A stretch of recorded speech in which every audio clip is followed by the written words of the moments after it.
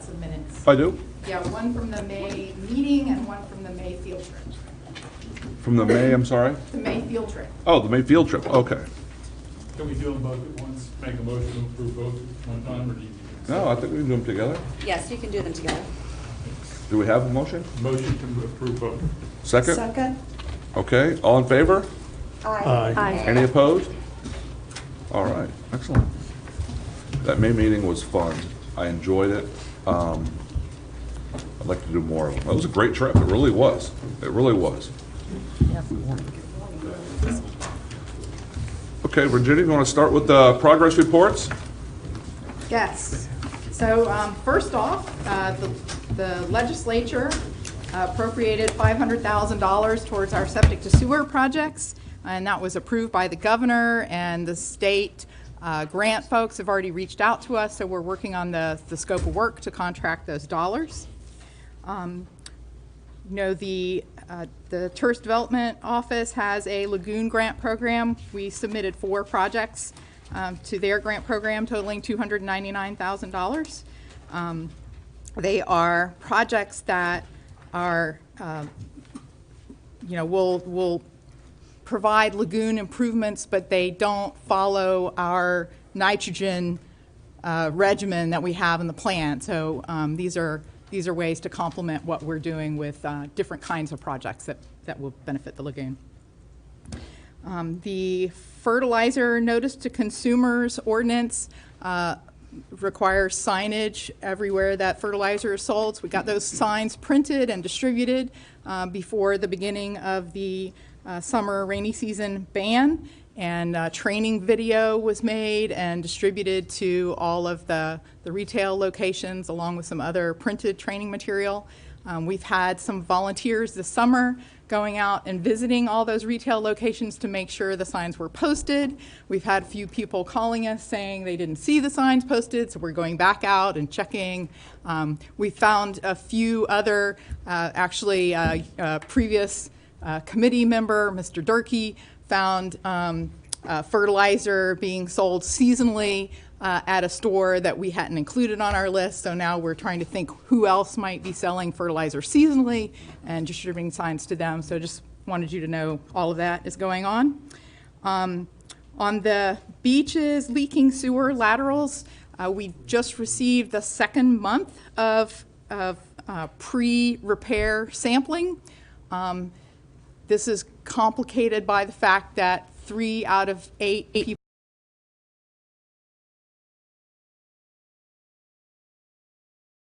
that's great, except it makes our sampling a little challenging. So next week we'll be collecting the 3rd month of sample data, and then we'll be working with the other 5 to try to get their repairs done as soon as possible so we can get post-repair data, and then we'll be bringing that to you. Could I ask, did you have any sense of how much the people paid to fix their own? These were the ones with fairly simple fixes. They just had to put a little connection in there. Okay, thanks. But when you look at both the nitrogen and phosphorus, there's indication that there could have been sewage leaking out at all 8 locations. So we'll work on confirming that. You know, we have these grant programs to help people with the septic systems that appear to be contributing the most pollution to the lagoon, either hook up to sewer or upgrade their septic system. We've worked with our marketing outreach consultant to develop really nice looking postcards to send to these people. And those should be going to the print shop next week. And then we will start sending those out in small batches because we can't have everybody calling us at once. We'll be working through that list as quickly as we can.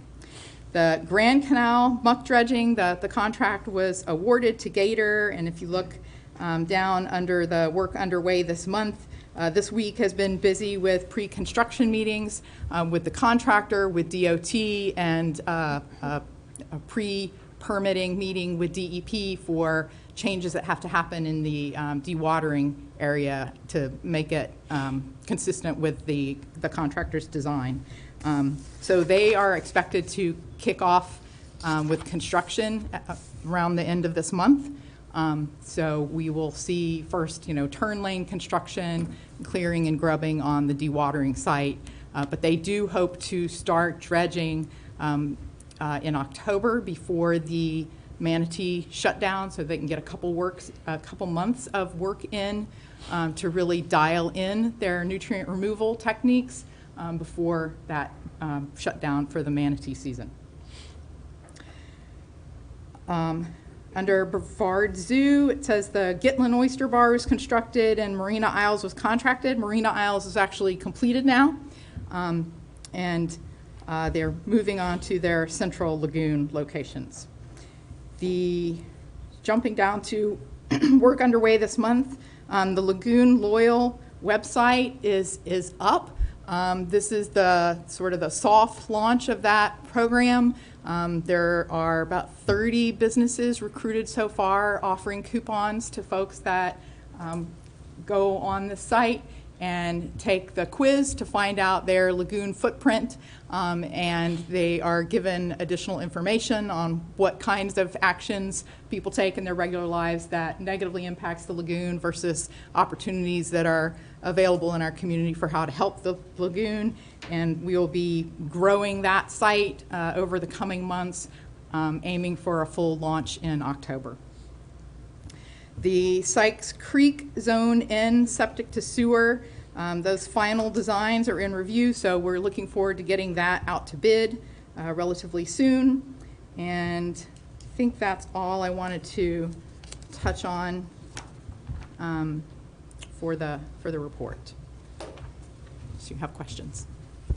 For the UCF Bumowski embedded your oyster site, what did they find? What are they finding when they're monitoring these oyster sites?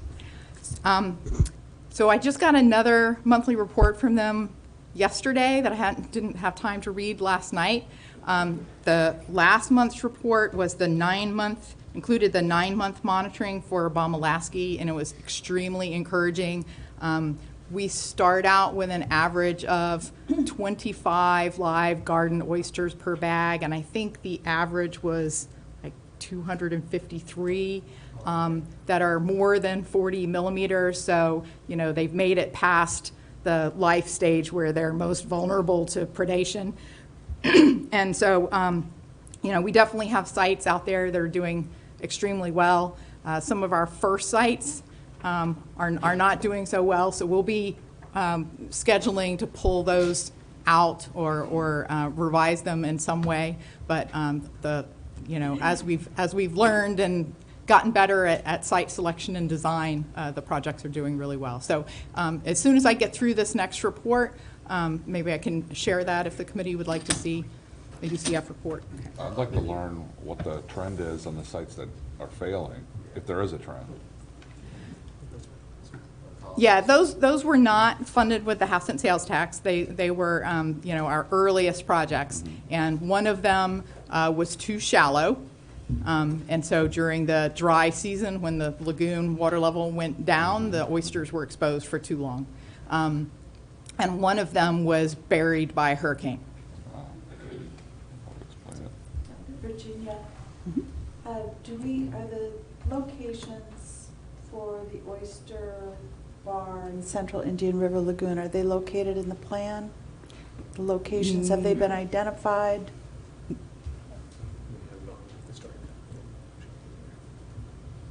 Okay. They identified them in the application. Okay.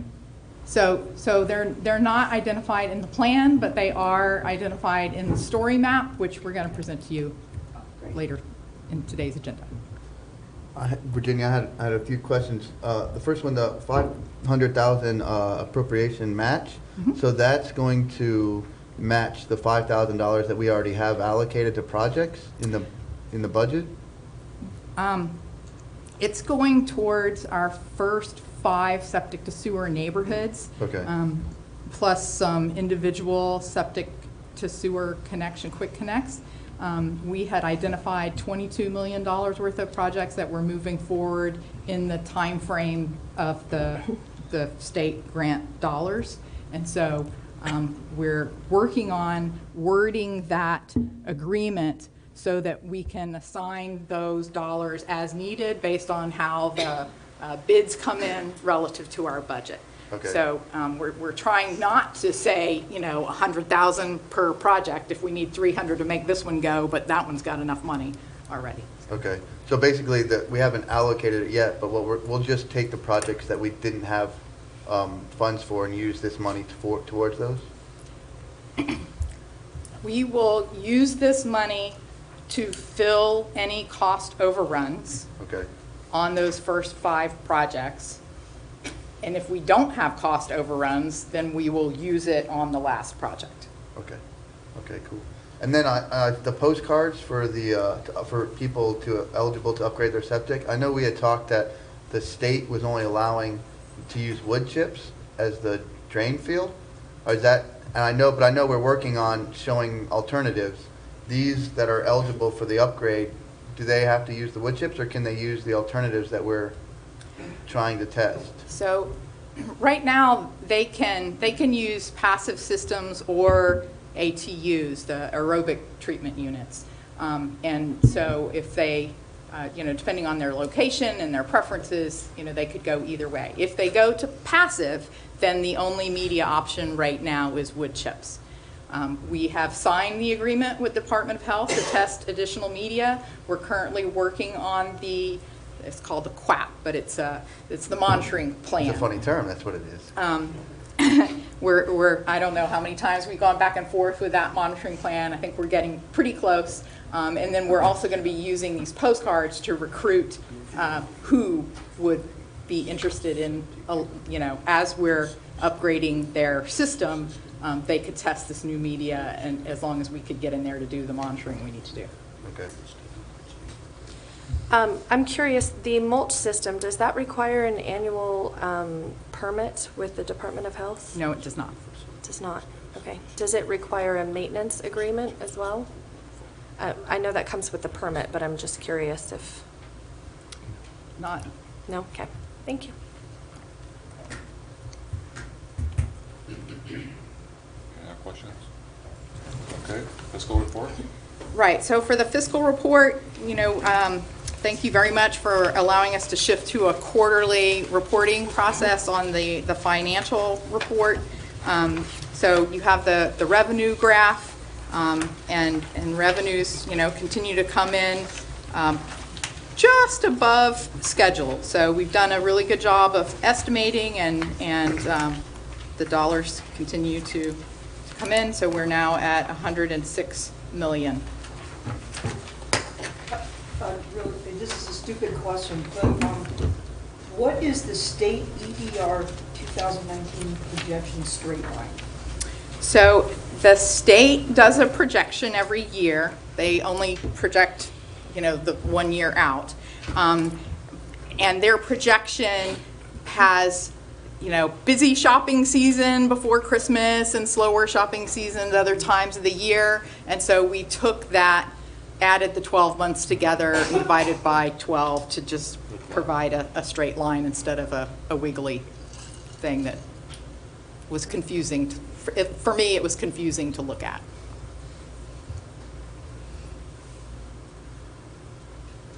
So we straight lined their wiggly projection.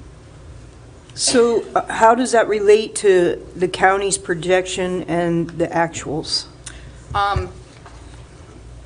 Our original estimate was based on what the school board had projected for their half-cent sales tax the year before, and it was low. And so after the first year of collections, it was very apparent that our projection was low. So we looked at the state's projection, we looked at the school board projection, we looked at our projection, and we increased our projection. So we really don't need to show this state projection. The reason why we've kept it on here is to sort of justify why we don't budget at the state projected level, because if we did, we would be falling short on collections and we would have a budget problem. So Yeah, we because- have a more conservative estimate that actual collections are tracking, very close to. Because it's significantly higher consistently all the time. So what good is it then? That's context, right? I mean, and this isn't uncommon practice for governments is to, when you're actually planning on how to spend your money, is to adopt a projection that is slightly lower, if it gets out of conservatism, so that if it comes in higher, then you can adapt. But if it is, as Virginia said, if you've gone the other way, then you've got money committed that's not there, so I mean. Okay, so we're just using it as a baseline then to base our projections on, and we just make them lower, make our projections lower. We look back in time what our actual collections are, and we looked at growth projections, state and national growth projections, market growth projections, and use that. We don't actually base our revenue projections on the state's projections. We do an independent analysis. Okay. Thank you.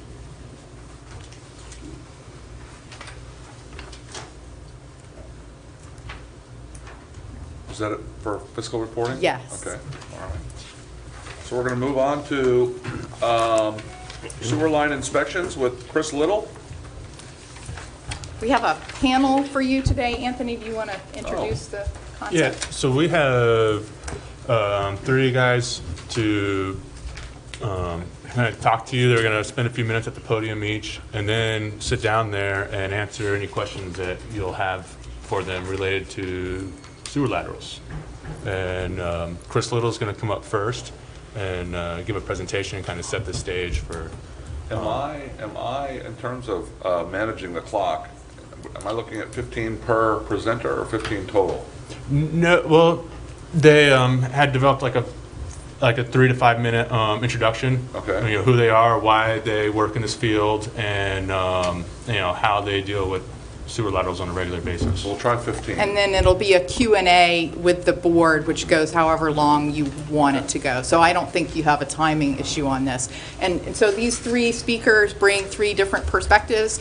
One is the municipal perspective, and then we have a plumber and an inspector. So just as, to introduce the concept of the panel before Chris gets started.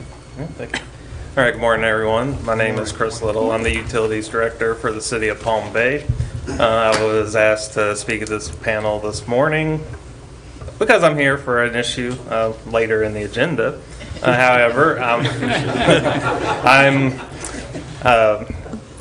going to give you my perspective, my experience in dealing with private sewer laterals, even though they are not my responsibility as a utility department, and we'll get into that. So the responsibilities for the collection system in the city of Palm Bay, for instance, everything in the right-of-way or on city-owned properties are the responsibility of the utilities department. Sewer laterals, once it approaches the right-of-way line and goes into a property, it then becomes what I refer to as a building code issue, building enforcement, and we generally do not engage the residents routinely for inspections or such for their laterals. We do, however, engage them when we are doing our work, in terms of when we were doing an inspection on a sewer lateral or sewer line, main line. We have the ability through camera inspection to go down the line, and we can turn our cameras and look into laterals. And if we see an issue, we will note it, record it, and notify the resident that there may be a potential problem and it needs to be addressed. And we follow up. If it's not addressed at that point, we would send it to our code compliance because it's something that needs to be fixed. I know you probably have heard this before. I just want to confirm that everyone's on the same page. There are 3 issues that we deal with in gravity sewer systems. You have inflow, infiltration, and exfiltration. Inflow, in general, is surface water that's coming directly into the sewer system. It typically comes from cross connections to stormwater systems. On private properties, for instance, downspouts, people don't like their yards filling up with water during a rain event. They will cross-connect into their sewer laterals and it will flow in. Everything else from missing cleanouts, someone will hit it with a weed whacker or a lawnmower, break it off, and that is just a point where stormwater can run straight in. Missing manhole covers are an issue, or even during a rain event, someone tries to pop our manhole. That is another point where inflow occurs. And then sinkholes on sewer laterals. Generally, it doesn't happen in the right-of-way on our main lines, but you could have a sinkhole and groundwater or surface water will flow directly into the line. Then you have infiltration. Infiltration is groundwater intrusion into the lines. Is typically through cracks in the pipes, cracks around manholes, wet wells, etc., but it's below surface when the water is entering the system. Exfiltration is another issue. In Florida, it's not as severe an issue as it is in northern areas, but exfiltration is leakage of sewage from our pipes through cracks into the soils and the groundwater. Primary point of this presentation is to talk about 2 inspections that we've performed in the past. One is smoke testing. Smoke testing has been the go-to for years for utility departments, but we're finding it might not be as fruitful in finding deficiencies in the system. It's been used because it's relatively inexpensive and the procedures and the equipment are readily available and staff in-house can easily go out and perform the work. It's very effective for finding sources of inflow, as if you pump the sewer with smoke and there's a downspout connected, you're going to see it coming out like a chimney. During the dry season, there's a potential to find points of infiltration and exfiltration from shallow sewer laterals. Most gravity sewers, though, at least in the for my utilities, are below the water table. So when you insert the smoke and you try to look for the smoke to come up, the groundwater, the hydrostatic pressure is going to keep that smoke contained and it will not be able to leave the pipe and come up to the surface. Pipes above the water table could be damaged, but if the soils above the pipe are compacted and stable, the smoke will not have a point to exit the crack, so you will not see it. Our method that we've been using in Palm Bay for several years now is CCTV, camera television inspections. We have a robot that we can insert into the lines and do a visual inspection from the inside. We can look and find roots, cracks, pipe failures, anything in our lines. And as I said earlier, we also have the ability to turn a camera and look into private laterals.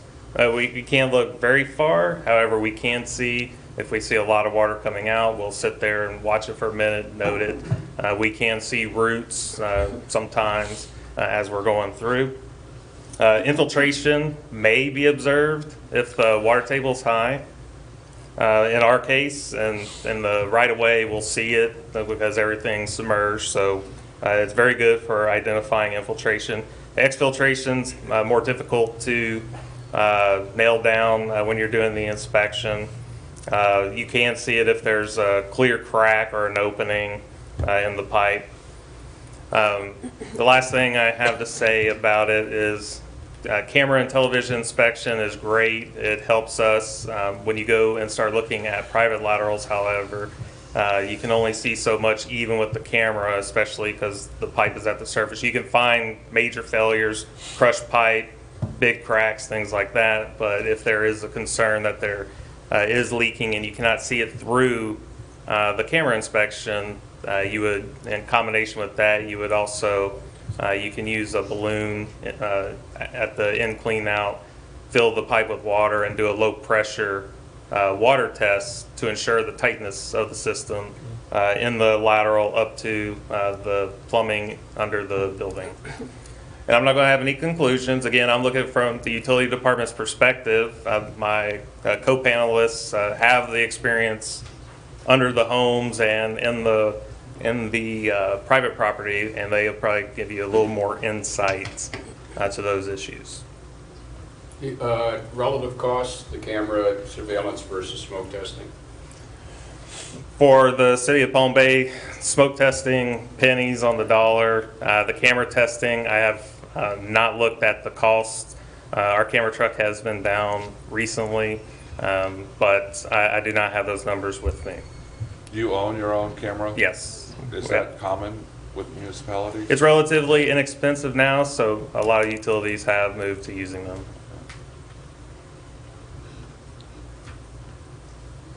Any more questions? We can always ask questions after the panels too. Yeah. So. Okay. All right, thank you. All right, thank you. Thank you.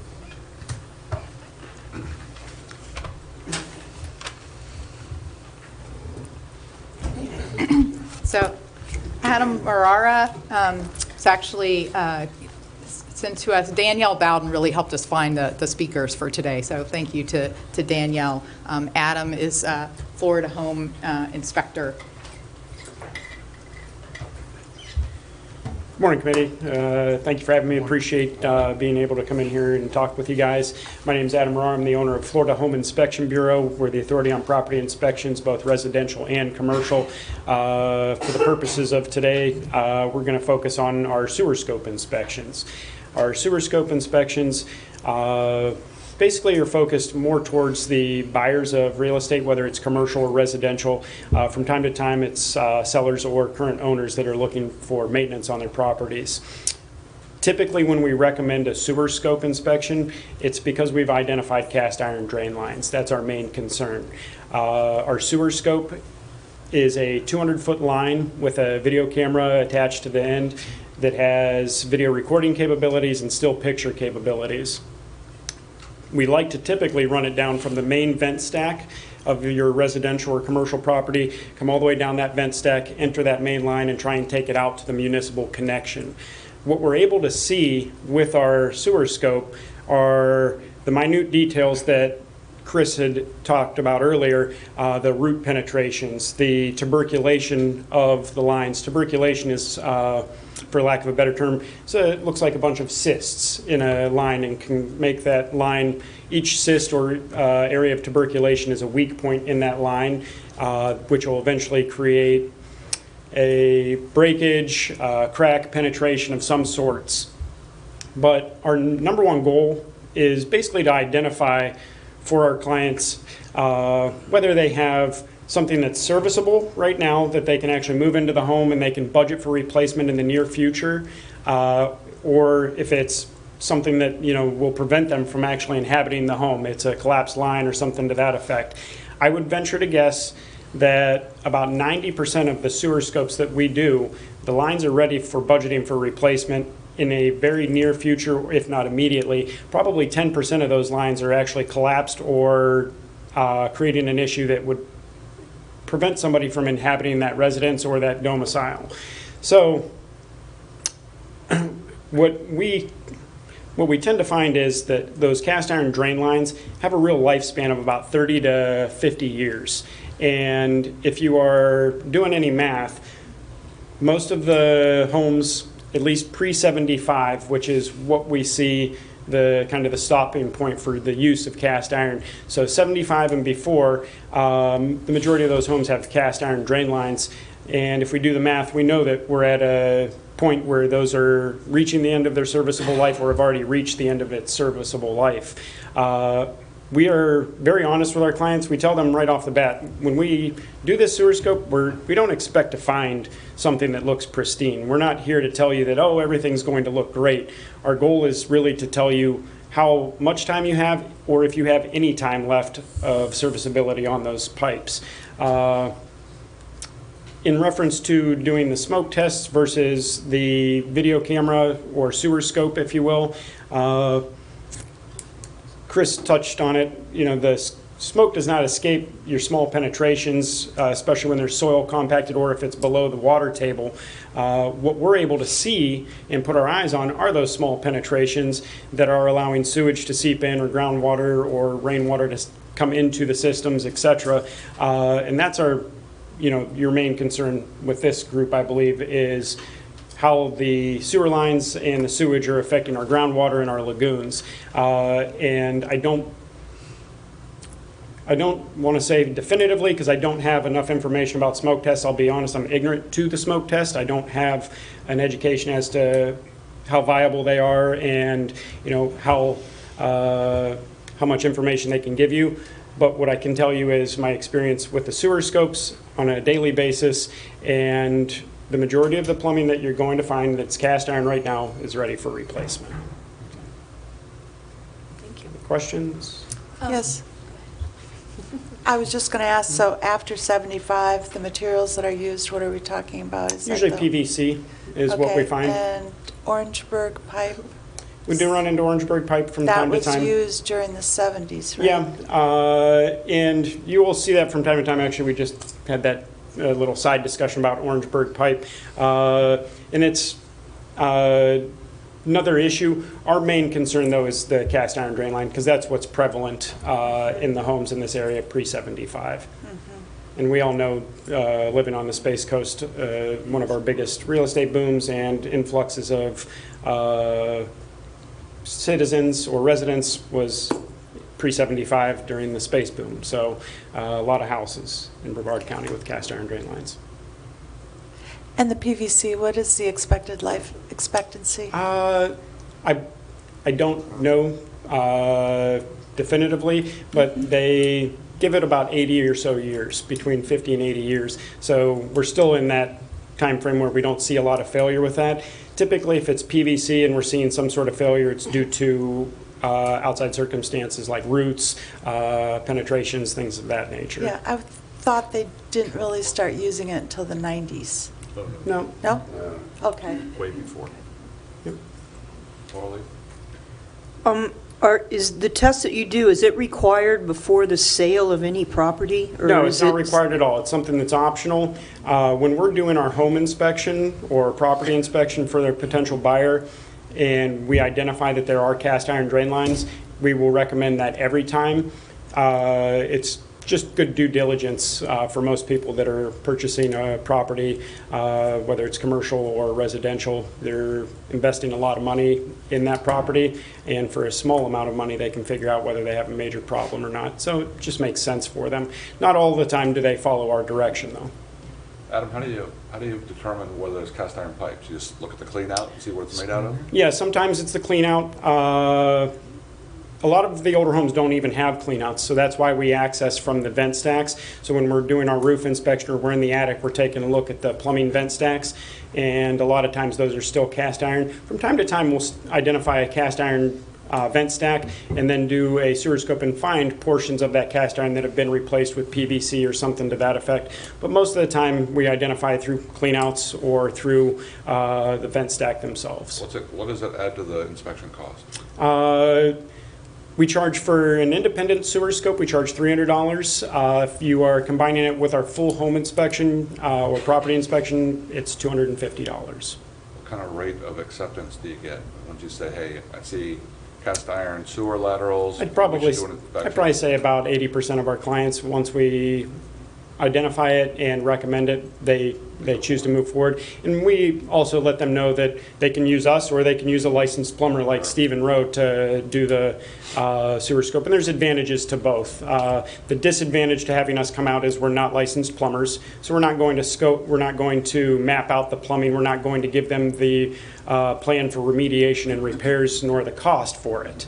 What we are going to give them is an independent third-party opinion that they can take, and they can use our video to go to a plumber to get estimates, etc. But they can rest assured that they're getting an independent third-party opinion from us. Thank you. Any other questions? Just a comment. As Laura Lee, as president of the Realtor Association, I just wrote a note, recommend sewer scope to all members. We got 4,200 members. So Yeah. that might help. Yeah. Thank you very much. Thanks, Adam.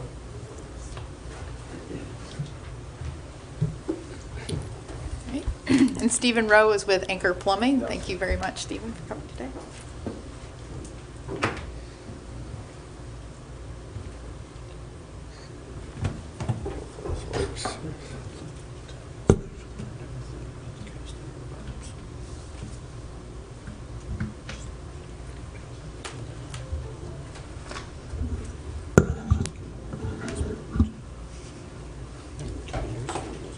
morning. Thank you for having me.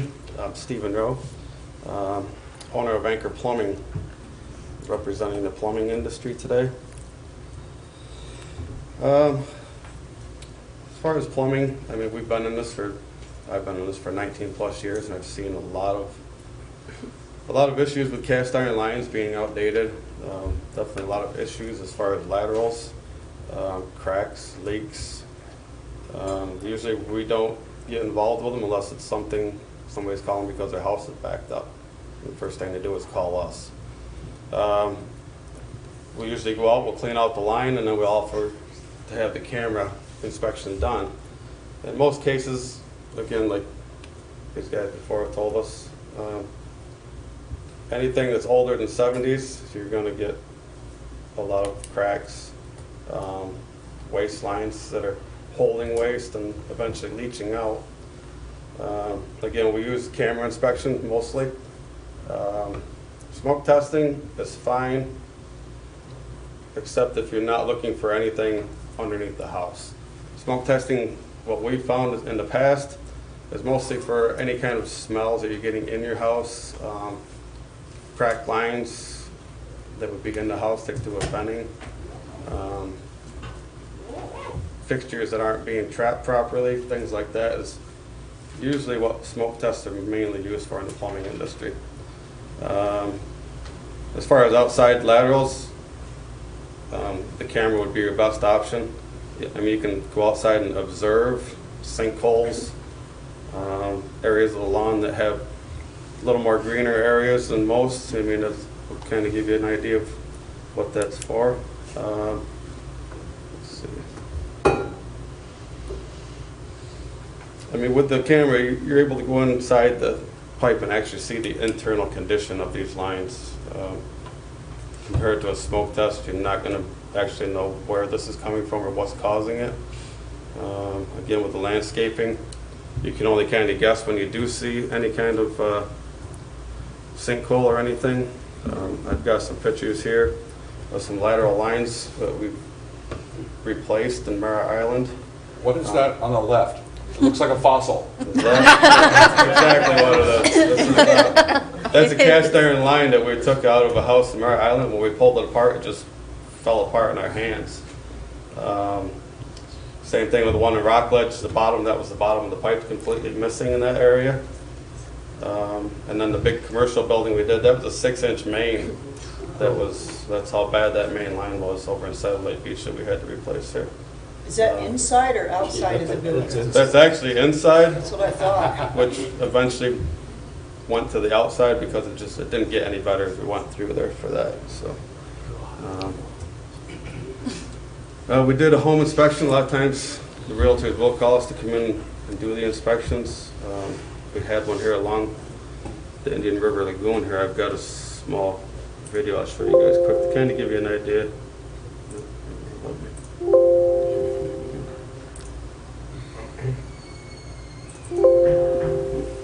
Is it plugged in?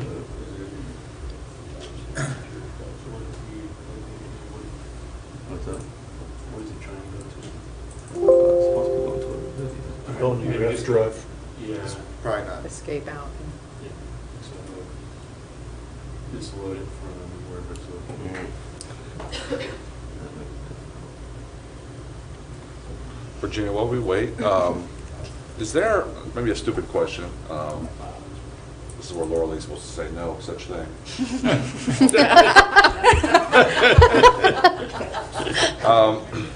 Is there a database of sewer lateral updates? You mean, tracking everyone that gets their system inspected Yeah, or repaired? That was a stupid question. But it seems to me like that might be, helpful. I think the only way you can do that is via permit, but a lot of people replace their sewer laterals without permits.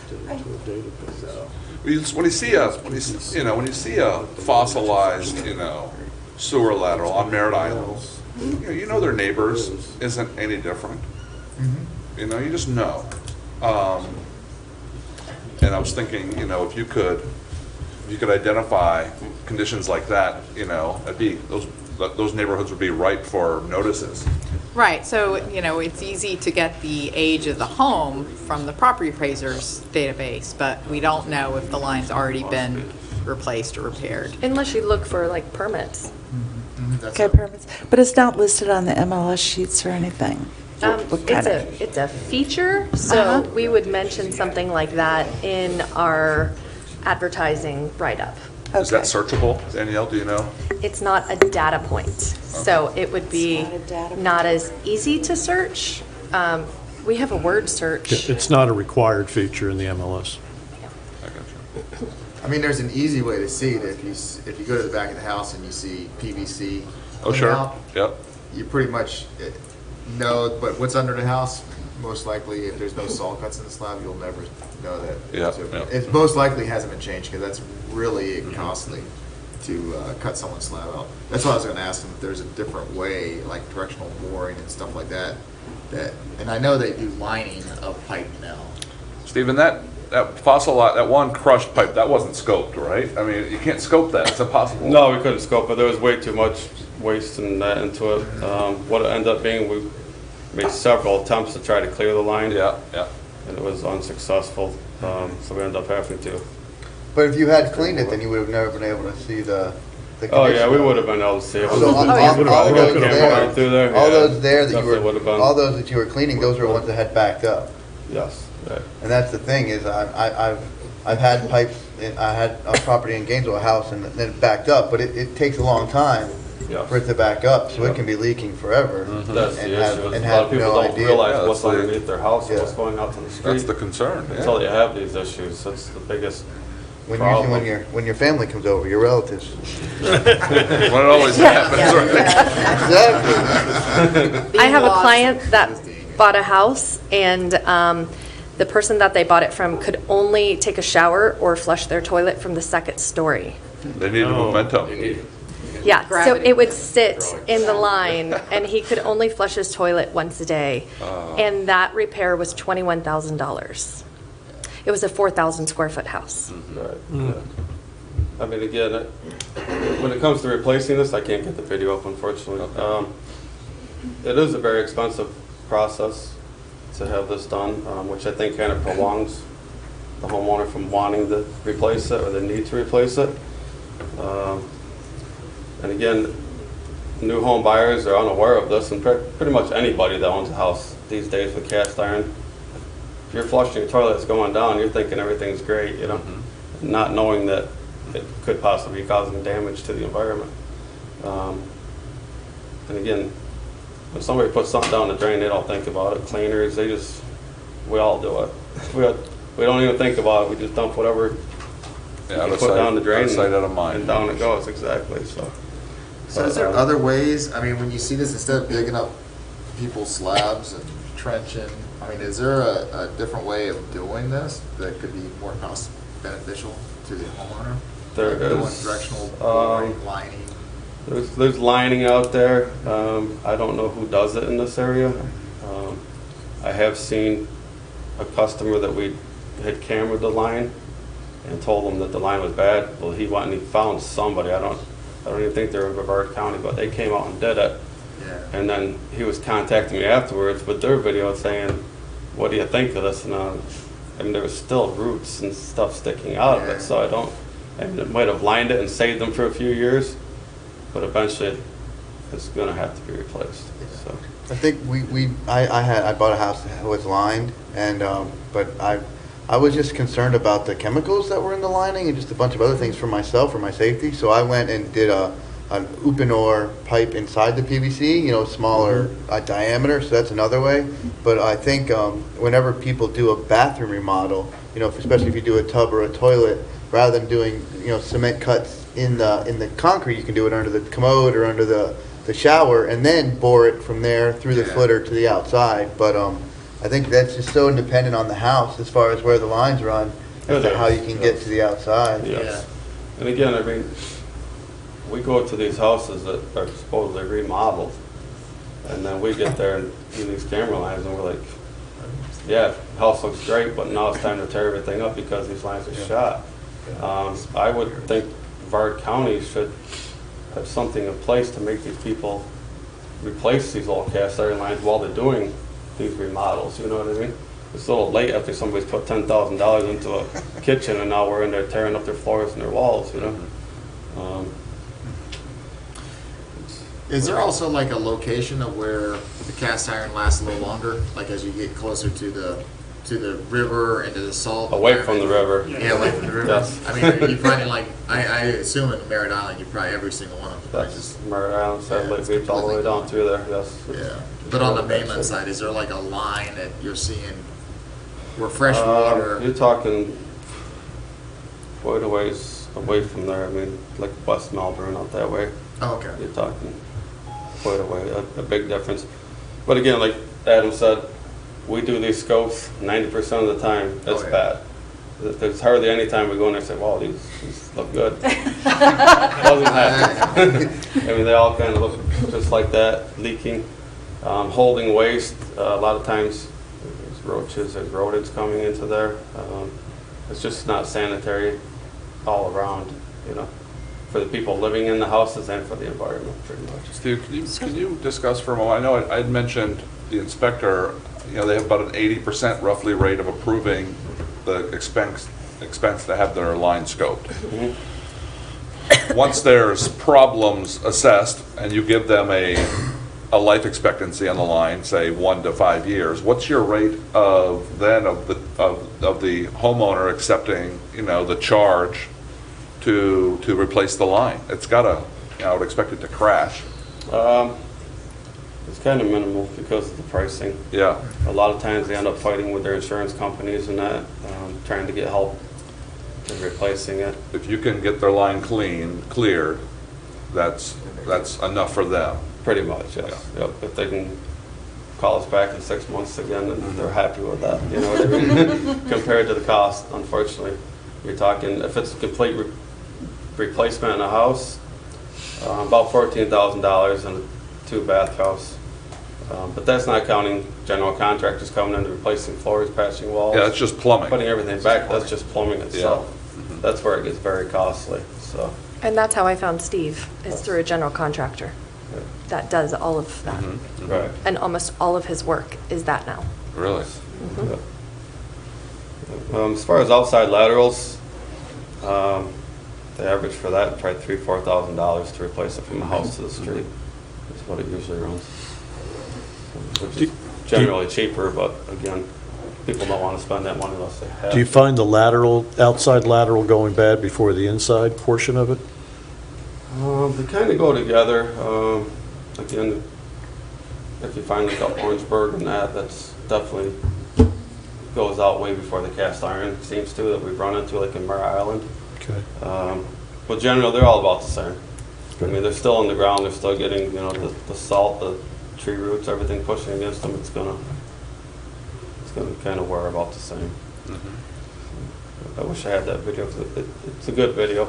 It shows obvious signs of crack and waste being held up into it. But Do you have a way to post that? Do you have a website or? yeah, I can post it. Somebody wants to give me We can send the link out. Email Yeah, it to if you us, could yeah. give me some kind of link, I could add on there. Do you have any other questions for Stephen? I have questions for the panel. Yeah. Thank you. If Thank you. we're ready to proceed to there.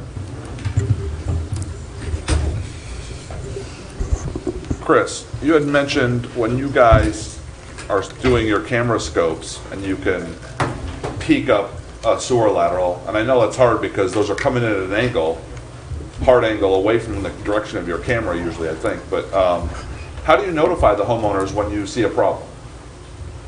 We'll notify them by, if we have an email on their account, because the utilities department has their account, whatever their preferred method of contact is. So it could be email, phone. Typically, we do not send letters. So Email or phone. is there a follow-up procedure to that? Do you make sure that they're aware of it? Do they get educated on their options, or is it just kind of a, hey, heads up, your sewer lateral's busted, have a great day? It's generally a heads up, you have issues, or it appears that you have issues at this time. Do you have any idea what the rate of corrective action would be, or even And concern? I'm working with our building department. I'm trying to put something in place to put some teeth, because whenever there's damage to the laterals, it's creating problems in my system, because now I'm getting roots, I'm getting water, I'm getting all sorts of things coming in that the sewer system wasn't supposed to handle. So it's beneficial for me to address it, and we're working with the other departments to try to put something in place. And you had mentioned that you found people doing like rain runoff into their sewer lateral? So what they'll do is It's not legal. No, it's not legal. No, it's illegal. It's an illicit cross connection. People will, their downspouts from their house, they will pipe it straight to their clean out. How often do you see that? Very seldom here. Other communities I've worked with when I was a consultant, it has happened. It's not typical, but it does happen. Thank you. I was just going to ask, what was the Orangeburg pipe? Was that was installed in the 70s, the 60s and 70s? Or because I'm wondering, because most subdivisions were built, during a certain... Yeah, I mean, it's mostly like in the 60s and 60s and 70s? Yeah. Try a little bit in the 70s, not as much, so. Okay, so mostly just 60s. So you got a subdivision that was built during the 60s. There's a good chance that, okay. Yeah. Is that the paper pipe? Yeah. Yeah. And that's a lot of neighborhoods in this area were built during that time.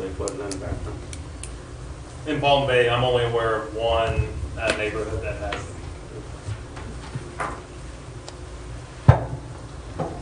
So if anyone doesn't know, Palm Bay Utilities years ago was a smaller portion of the utility system in Palm Bay. General Development Utilities had a large portion, and there were some areas, again, I'm only aware of one, where they did not use something like cast iron or clay or PVC, and it's closer to the water, and we took over the system. It's right off of US 1. That's the only location in Palm Bay I'm aware of. So it's not very common, at least in But if you could identify a neighborhood that was built during that era that had Orangeburg pipe, you would suspect there would be issues there now. Yes, we know there are issues. Yeah. And we, even though it's not our responsibility to address it, we do go in and assist when possible to ensure that they're not backing up. So I get, I was going to ask, what was the number of smoke tests that we did in our last test, and what was the amount that failed? Do you remember? So we tested about 5,000 properties, and we found about 30 broken laterals and 100 other private deficiencies. And out of the 5,000, how many of those were pre-1975? Do we know? Were we specific to the age? No, I did a preliminary assessment trying to see if I could make an obvious correlation, and there was no obvious correlation. Both new, there was the same amount of deficiencies in new neighborhoods as much as old neighborhoods. For smoke tests? For the smoke testing. Okay. So when I heard those numbers and had field experience at 80 to 90% fail rate, it didn't make sense to me. And so when I'm looking at how many septic systems we're replacing that are affecting our lagoon, I'm thinking, oh my goodness, well, I'm in the field experiencing lateral lines failing left and right. And when I look at, our waterfront and communities, we have lateral lines and we have septic tanks. We need to equally address them across the board for our exfiltration into the lagoon, in my opinion. So the 80 to 90%, that was a great number, but that was specific to the cast iron pipes, right? Correct. Right, so it's the part of the community that's on cast iron pipes Yes. that has that kind of failure rate. Yes. And then in addition to that, and I'm sure Stephen finds this also, we've done sewer scopes in the past where entire bottom runs of the pipe have been degraded or wiped out and are gone, but the bore of the hole is still there. So you have water that is just traveling over your soil. You have maybe, and we get this a lot, we'll have sellers tell us, oh, well, we've never had any problems with our sewer lines. We've lived here for 30 years and everything works fine. Well, it might if you have 1 or 2 people and you're not putting a lot of waste down those lines, things like that. Smoke test, obviously, if there's enough bore for some waste to make it through, the smoke is going to come through that, regardless if that line is intact or not. So, you know, I mean, we find that more so than not. So I would say that following up with the smoke test or comparing it with the video or sewer scope, there's not really a comparison as far as being able to pinpoint and definitively tell a homeowner or a property owner whether they have an issue or they don't. I think a smoke test is doing them a disservice. And that's what I was gonna. Can we put it in the context too? Because we're talking about comparing these to septic tanks. And in a septic tank, an average home you're going to get is going to generate, 250 to 300 gallons a day. That septic tank is putting out 250 to 300 gallons a day every day. This lateral, even the ones in bad condition, are probably conveying 98%, 95% of that material to the sewer system anyway. And so what's actually coming out of those laterals, if we have exfiltration, that's where we've got to make sure we stay science-based. Once again, a lot of the sewer discussions we've had, no debate that this is an issue that needs addressed. But in the context of understanding what we're doing, I think that's important because, and you even heard one of the comments, a lot of our systems around here, definitely the mains and a lot of the laterals are under the water. The real issue with some of these leaks is that we've got water coming in and it may cause a capacity issue in the sewer system. And then the other side of it is that this distinction between inflow and infiltration, think about a little crack in a pipe. Whether it's coming out or coming in, it's a little bit of water. You get 10 people in a flood-prone area that pop their clean-out caps and you've got a big 4-inch hole that can probably bring in 50 gallons a minute when the sewer system for that whole neighborhood has been designed for 200. Now you've overwhelmed that and now you have sewer spills. And so it's important, this is pretty complex about how it all fits together, and I do think it's important that we figure that out. The other piece is the utilities play an absolutely key role because they definitely receive this material, and if there are problems on private property then are susceptible to those impacts. Utilities also, and there's history of this, need to make sure they stay up on top of their own maintenance as well. It's both, but they play a key role in that data because the utilities do have their, and you've heard this a fair bit as far as not responsibility, which I look at it a little differently as no ability, because you're talking about a lot of things with private property rights and their authority extends to that right-of-way line. Not only isn't it set up to where they have the responsibility to do it, in many cases, there's very little they can do. They may have a sewer ordinance that they can lean on, but they're now relying on building department and code enforcement and all those kinds of things to make sure that that type of issue gets resolved. And now we're over here into these $15,000 and $20,000 repairs, and guess what?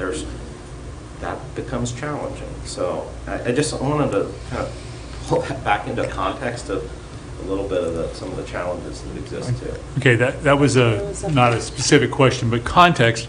Terry, you had a question? So Todd makes some excellent points about the relative importance and concern about exfill versus infill. And our experience here, I think, in this environment is that the sewage leakage problem is more directed to the infill overflowing our wastewater treatment facility, and that resulting in crap showing up in the lagoon. So that's point number one. And within that context, then, is it should we consider going back and doing a statistical sampling, since we've heard this discussion of the relative efficiencies and effectiveness of smoke versus video surveillance? Would it warrant doing a statistical sampling with video in these neighborhoods that we've smoke tested and got very small discrepancies and problems detected by smoke, go back and take a look and see, is that consistent with what we're finding with video sampling? Or are there more problems in those systems that smoke testing didn't detect? I have a question for the panel. What percentage of those failed lines would you say are actually making it into the municipal line? Like, are there a good amount of collapsed lines that are not making it any further? If it's collapsed, they're not going to make, the sewage isn't going to make it to the municipal line. But if it's collapsed, it's usually backing up. If it's collapsed, it's backing up. And then you'll know, and then you'll have to do something. Now, all those tests you did, they were all smoke tests? For the. I think that's probably the reason why you're not finding as many issues. Yeah. Again, if it's below the water table, you're not going to see the smoke come up. Yeah, and that's something to keep in mind too, is most of the lateral deficiencies were actually PVC breaks. Really? Yeah, we, just a very few cast iron, where the cast iron was already at the surface. Wow. And it rotted out from the top. Those were the only ones All the that, breaks in the PVC were probably roots. Landscape people with their lawnmowers sitting in the clean out. Yeah. Cracking pipes, things like that. trucks, like lateral breaks along the pipe. Or poor material selection, because back when PVC first started, everybody was selecting thin wall. It's breaks out crazy. Yeah. You can step on it and break it. So I was going to say what Terry said. I think I'd like to see if we could take a sample of the ones that we smoke tested that did not show any smoke, and then run the camera $300, right? Something like that, to run it. Maybe we pick a selection of something that's statistically significant and just run it and see what happens. And then we can look back at our data, because our data, we've all been surprised. We were all surprised when it came back and said the numbers were so low. So I think if we are trying to base this on science, which I think we are, then I think we need some science to let us know how to go forward. Obviously, the cost is huge, but I think unless you've got to identify the problem before you can figure out how to fix it. But I mean, if the house is, if the house is over 50 years old, why spend the money to scope it, and then it's cast iron, you can see it from the street it's cast iron, so why even waste the money on scoping it? It's already gone. That's how I look at it. It's gone or going. Yeah, I know. Well, they're most likely gone too. If you can see from the street that's deteriorated, it's pretty much deteriorated all the way up. And a plumber will tell you that. Stephen will tell you that. But to Todd's point, how much is getting into the municipal line compared to septic? Nothing's getting into a municipal line. Well, if you think of it this way, you got 10 houses that are leaking, that's one septic tank. So If it's 10%, So then it's much more cost effective to replace the septic tanks. yes. But I hear your point. I'm curious At what, $15,000, 10 houses, that's $150,000. We can replace the septic tank for 15. And I also think, we need, before we start doing like surveys, before we start doing surveys of the laterals, I think we need to make sure that, before we spend money on that, have a plan of what we're going to do with that data. Because if we're not prepared to do a program or something like that, then it's just really aha data, and so I'd be a little concerned about doing something like that unless we have a commitment that we want to create a program for lateral replacement. Plus, to do a survey like that, we have to have homeowner permission. That's going to be a homeowner that's probably going to use it, if they're willing to allow us on their property to do something like that, then they're probably willing to go ahead and replace their lateral. The ones that are saying no are probably wanting to ignore it. So, those are some of the things we have to think about before we spend money on, any more of that type of testing.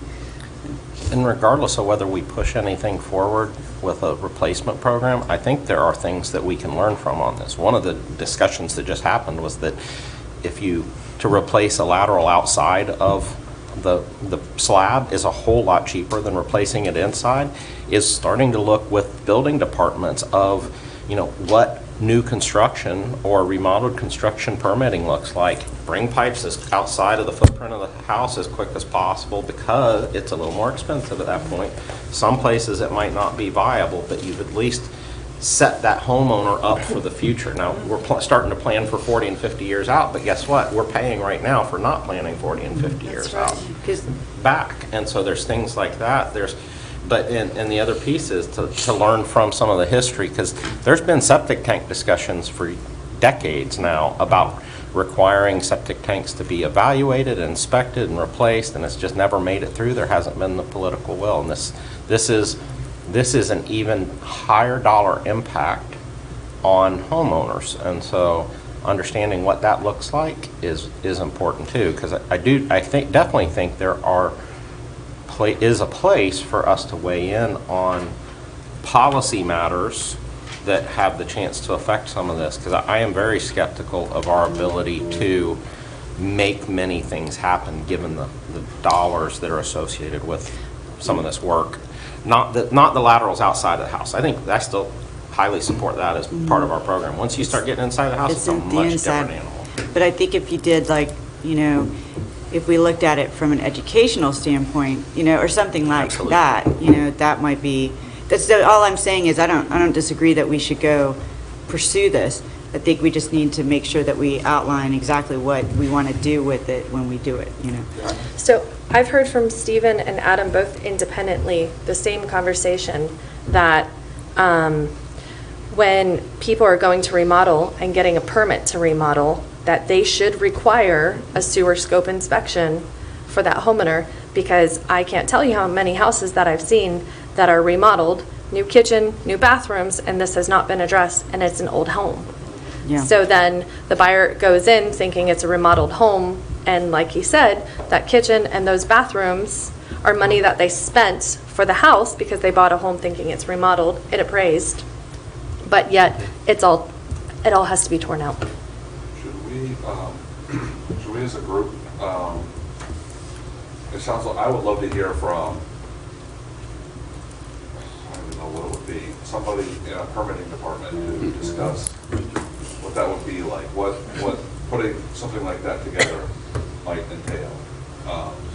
Is that something we want to do as a group? I mean, I don't know what the feasibilities are or not, but I would say that at bare minimum, having each permitting department throughout the county at least advising the potential homeowners or property owners that are doing these updates that this is something that they should be looking at, not necessarily making it a requirement saying, oh, hey, you have to get a sewer scope inspection. Nobody likes to be told exactly what they should be doing with their property.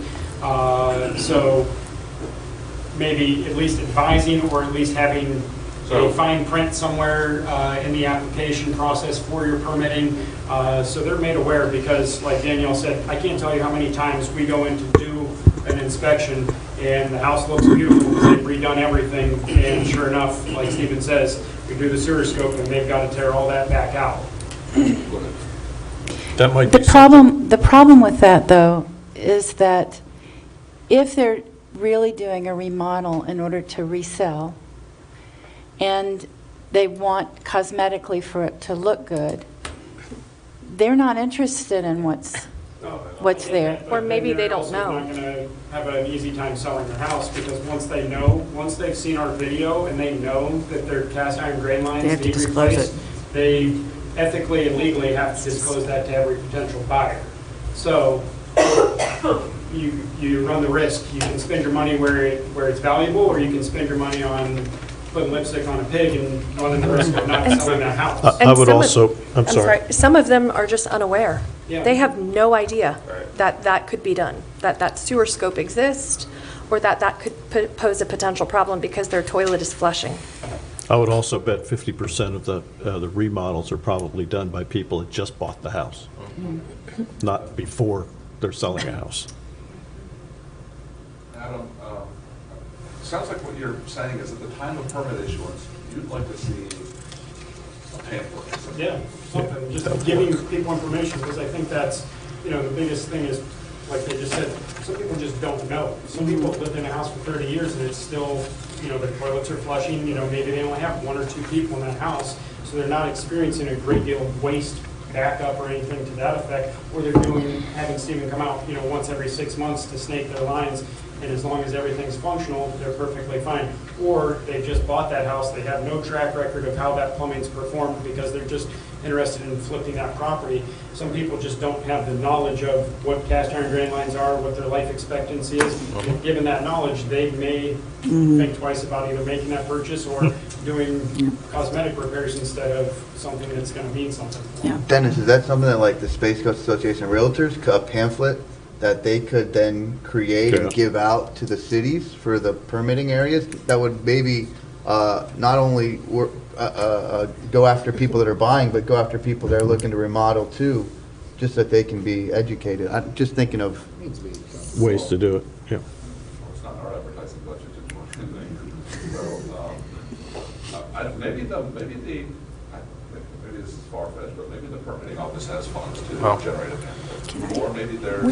We one of the outreach campaigns that was approved was the septic and sewer piece. So if you think that is one of the best ways to target the folks that are most likely to have this issue, and we can let me talk to our development review department staff and see what they think is feasible.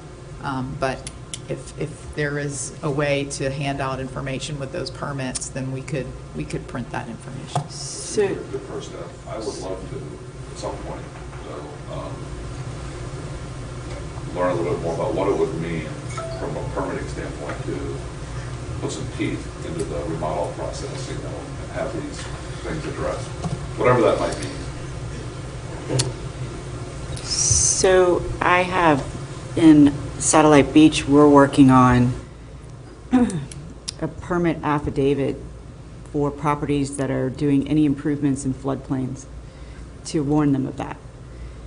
And so that may be an avenue as well. So when they come in to get any permit, they're, if we have no permit history of a pipe replacement, then we can let them know your house was built in such and such date. You likely have these types of pipes. Most of them are failing at this point. It would be advisable for you. You're signing here recognizing that you should get a scope, and here's some resources for that, and here's some pictures of what pipes look like under the ground. And so that's something that like on the floodplain side, we have a map that goes along with it. Here's the projected impacts from a Category 3. These are things that you need to think about when you're doing these improvements, so that you may want to get a better roof, stuff like that. And so I think that we could do the exact same thing. It's not a requirement that they do it, but it is a requirement that they have to sign acknowledging that we gave them that information when they came and got a permit. And I think there's a couple different levels of this that I think are worth kind of documenting and exposing as policy choices. And the reality is I think the one we're talking about, education, is really a no-brainer, is figure out how to educate people. But there's a couple different avenues. We talked about permitting. That's definitely one. But time of sale is the other, because as you mentioned that, at time of sale, you've got somebody that's planning on remodeling. They haven't pulled a permit yet. They're closing on a house that's fine, but not fine for their intended purpose. And so you've got a couple different trigger points when they're making that decision. But that's kind of the first level, is just making people aware that something's out there so that hopefully they can make a good decision. That next is getting into some requirement of inspection or assessment that's a mandate. Anytime you have a mandate, it's tougher, but that's at least another step so that they really do have that information. I do still think it's at least worth having the conversation about, is there some point where, replacement is, or confirmation that replacement's not required is a mandate. Because if you think in terms of many commercial development and redevelopment type regulations within municipalities, there's some threshold of a site development activity that once you exceed that, you've got to bring it up to current standards.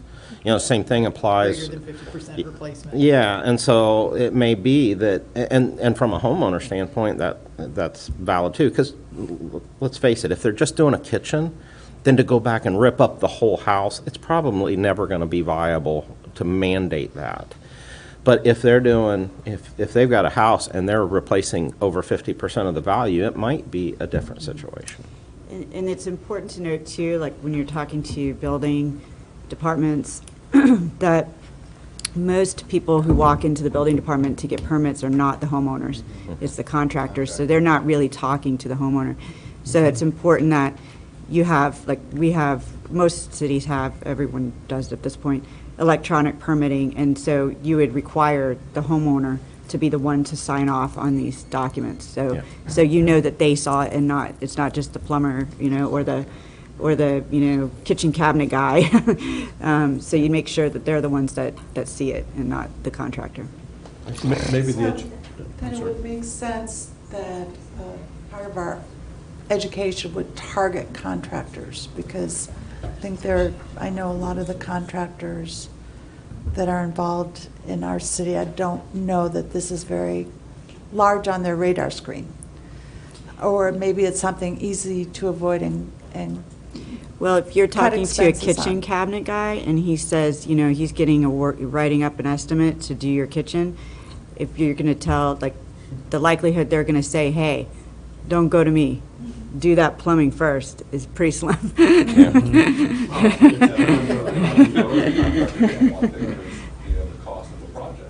Sure. Time for a couple more comments before we have to move on. This sounds like maybe it's an education of the cities, too. I'm sorry, I didn't hear. Education of the cities. You know, maybe go to the League of Cities or tell the League of Cities what we're hearing from this panel and that sort of thing. The second question I've got is from the panel, Adam and Stephen.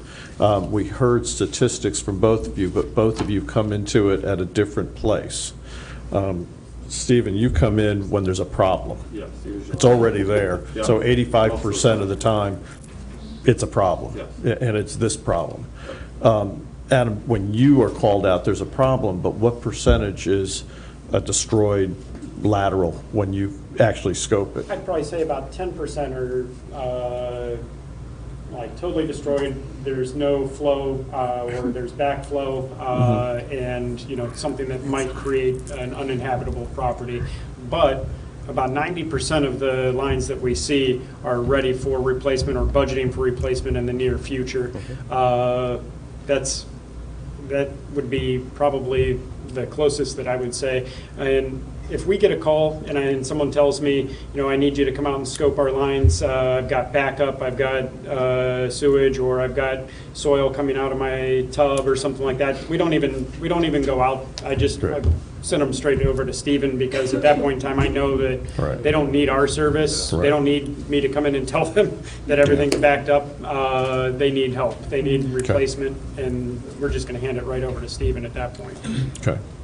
As to that probability, though, when you have a backup and you've got a collapsed area, and it's $15,000 or $20,000 to replace the whole house, or you can correct that issue that has actually gone beyond failure for $1,000.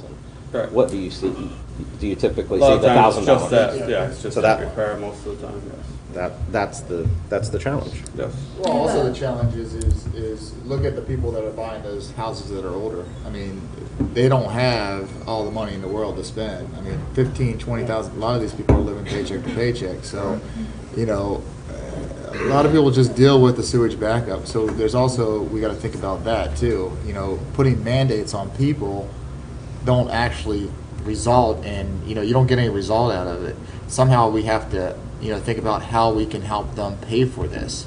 It's not just for them, it's not betterment of their property, it's also betterment of, you know, society and the lagoon as a whole.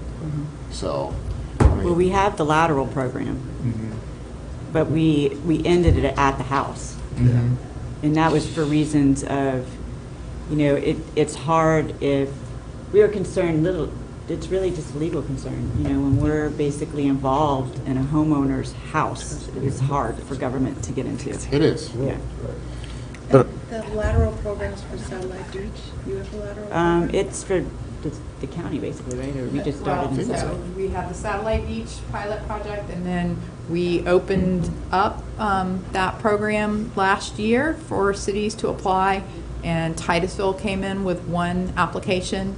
When we came back to you, when we went through multiple iterations of changes to the 2019 plan update, the county utilities department proposed 3 more areas, and the committee said, no, we want data from these pilot project areas before we fund more of these. And that's my concern, is that the numbers we're hearing in we're all surprised at the numbers that were low. I think, and if we have people that have already let us do the smoke testing on their property, so I think getting their permissions, I agree with you, Courtney, I don't like to spend money if we don't know what to do, but I think at the least, if we're spending $300 on a home for somebody who's already given us permission, who more than likely, if they find a problem, will pay to fix it because they're not going to be looking away at it, to me, maybe that isn't that bad an expense if we do a small number. I just don't like, I don't know, maybe it's me being OCR, I don't like data out there that's not finalized. If we've got counterpoints to what we collected, I think we've got to find some sort of, at least, more information. Well, just remember, the smoke testing didn't require a homeowner permission, because that just went into the system, and because the laterals are connected to the system, it just came out of the laterals. So we knew, we could tell when there's private failures. So no homeowners were notified that there might be smoke They were coming from the ground? notified. Because that would scare the crap out of me. They were heavily notified, so don't start that rumor. If any. Well, maybe we go back and approach those people that Yeah, are so aware we would of this just to have begin a with. whole different, approach, because they'd have to, in that instance, they would have to access the property and. Maybe. It depends on the municipality, because certain municipalities have in their codes that they're allowed to do on-site inspections of private systems. So it depends on what their ordinance structure is. And often, if there are cleanouts, they can be accessed from the utility control point at the right-of-way line and then look up. So, I mean, there might be, I don't know what each of the municipalities around here, their inspection right access is, but it's possible. And if not, I think it's also something simple enough that we can get some permission. So we can, I'll take that on. I can ask the cities, what their ordinances are, if they have that, because I think if there's a city that does have that, that would be a good model for everyone else. I know Palm Bay just said they don't. So I know that, utilities can access, the cleanout caps and everything, because most cities have that requirement. But to actually put a camera down somebody's, plumbing system, I don't know. I've never heard of anybody being able to do that without their permission, but I'll find that out. That'll be my workload. What if you have John, final word here before we move on? Well, my final word was, do we have any more questions for the panel? Because we're talking amongst ourselves, and they could go do other things that are probably very important to them. I did. I was going to ask Mr. Little about the lining of lines, I guess, and how that relates to the options that residents might have. And it sounded like there's not a lot of private contractors for lining of residential lines, but I was curious what the price estimate is for utilities to do it in their lines as a comparison. So cured in place pipelining, we've done it. We have, the last statistic I said, we have 90 points that we lined, and it was $10 to $20 a foot. We had a really good price at the time when we did it. As far as smaller diameter pipes that are cast iron, anything like that, I didn't know you could even line them. Too small. Yeah, well, too small in the material. Again, with cast iron, the tuberculation is a big issue. But on our lines, it's typically PVC or vitrified clay. The concrete lining will bond and stay in place. I have seen sleeving companies or companies that can do a sleeve, so taking a smaller diameter PVC and running it through that cast iron. But it's very rare, because by the time at the age the cast iron is now, a lot of times you'll see a 4-inch pipe that through the corrosion, cyst, tuberculation is down to a 2-inch. Doesn't even look like it's a circular shape any longer. So to sleeve it, they would end up collapsing that pipe as soon as they touched it. So The fossilification. yeah, it's fossilized. I mean, I would never, sleeving does work. I know that. I've seen it. I've seen down US 1, they actually lined all of the storm water line down Palm Shores. Basically, it's a fiberglass matting. They fill it with water, and then they boil the water for about 4 hours, and it's basically, It's leak-proof, it's you know, it's a resin. I mean, it's almost inert to everything. Basically, for cities, for stormwater, pretty much all your piping leaks occur at joints. You know, joints matter, and the more joints you have, you know, everyone wants the standard is RCP. Cast iron for commercial buildings has been the standard forever. I mean, maybe we need to look at code changes and allow more PVC. I mean, but if you talk to a lot of clients, big clients around here, their go-to piping for sanitary is cast iron. That's mostly commercial you're talking. Commercial. And yeah. health. Yes. Like hospitals. Health, because of the industrial waste. Can I ask you a real quick question before, and I'm sorry, it's not for the panel. It's for Danielle, though. When we had, about 3 years ago, I think, there was a state bill for septic tank inspections, and I think it's the Realtors Association, not Brevard, but the statewide, opposed that bill. And so I'm just wondering if we did like a bill, if there was a state bill to require a lateral inspection for pipes that were less than so many years or whatever, or more than so many years, would that, do you think that I asked about that. Okay. And I understood that I don't want to be held to this. So It's I'm okay. not If you speaking didn't- on yeah. behalf of Florida Realtors or Right. Space Coast Association of Realtors, but what I understand is that they were in favor of regular inspections that were not point of sale. Okay, so if the bill was structured differently, Yes, then that would be something that they would support. Okay, so it's just the way it was done. Okay, from my understanding. understood. Okay, so that would be helpful, because if, Yeah. you know, I don't know where the inspection would happen with a lateral line, but, you know, maybe before Well, a I think permitting like or septic, if you have the aerobic system, you're required to have regular Right. inspections and Exactly. a permit. Yeah. But if you have a different system, then you're not. Right. And so the people with the aerobic system, are they penalized? I don't know. But I think a regular inspection for things that are known to be Right. faulty would be helpful. Mm-hmm. I want to thank the panel for coming today. Thank you. Chris and Adam. Very informative. Before we move on, do we want to take a 5-minute break? We definitely do. Okay. Yes. 5-minute break.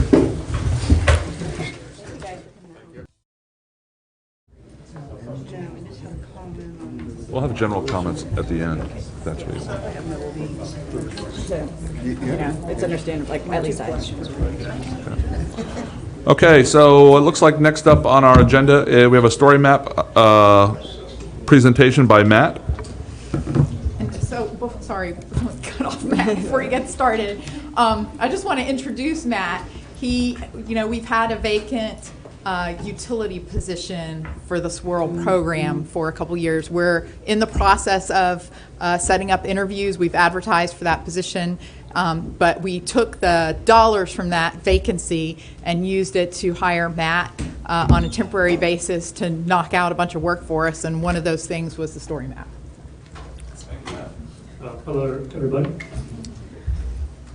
So we made this story map to kind of show where the projects are and kind of give you and the public a scope of how big and how many projects we've got going, and be able to find out where they are. So it's a story map using ESRI story map online map creation tool. On the left, you'll see this scrolling bar of all the different maps that the map contains. So I'll just start and go through it with you here. They're all interactive maps. You can click on each of these squares and it'll give you a little more information. This first map is most of the Sorrel, Save Our Indian River Lagoon projects. On the right, you'll see a legend. The bigger the square, the bigger the nitrogen that's removed by that project. And the color denotes the type of project, whether it's a reduce, respond, remove, or restore project. So for example, one of these green ones, they are a remove project.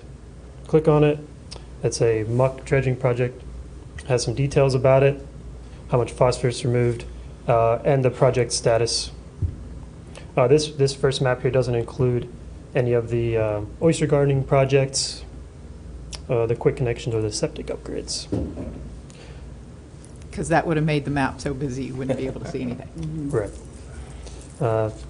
Another one on here, stormwater pond. There's a reduce project. Some of the nitrogen removal data. So the next one down is our oysters and living shorelines map. This shows some of the many oyster reefs. Here are a lot of the homeowners where we've got oysters at their residence. We kept this map in this grayscale format, so we weren't zooming in on people's homes where they may have oysters or people to shuck or whatever their intentions.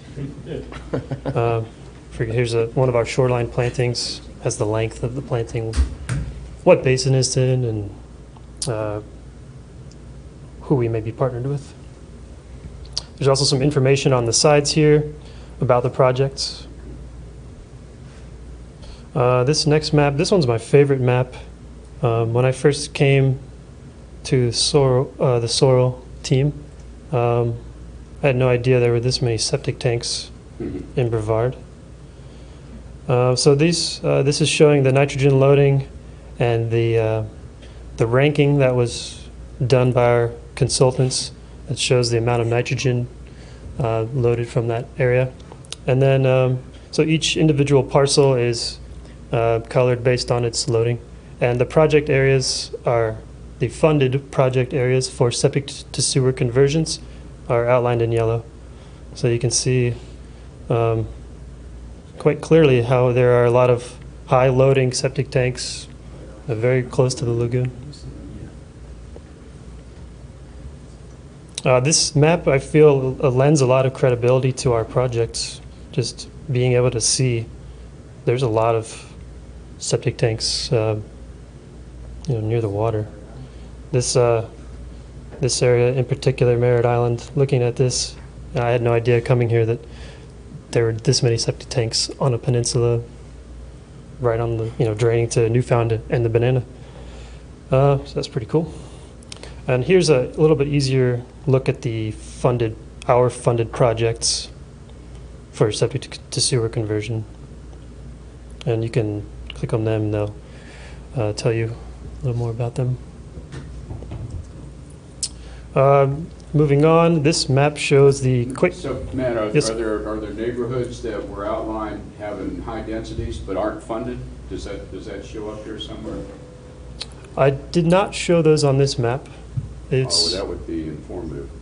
Well, but you kind of have that with all of anything that's showing the loading outside of the boxes, right?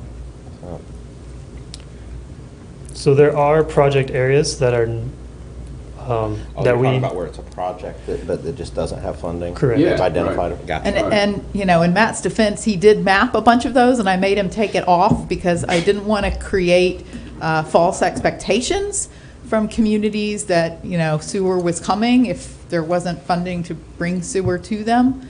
So we certainly have that data where we've done the hotspot analysis, we've identified the communities, the cost benefit analysis, wasn't high enough to make it into the plan.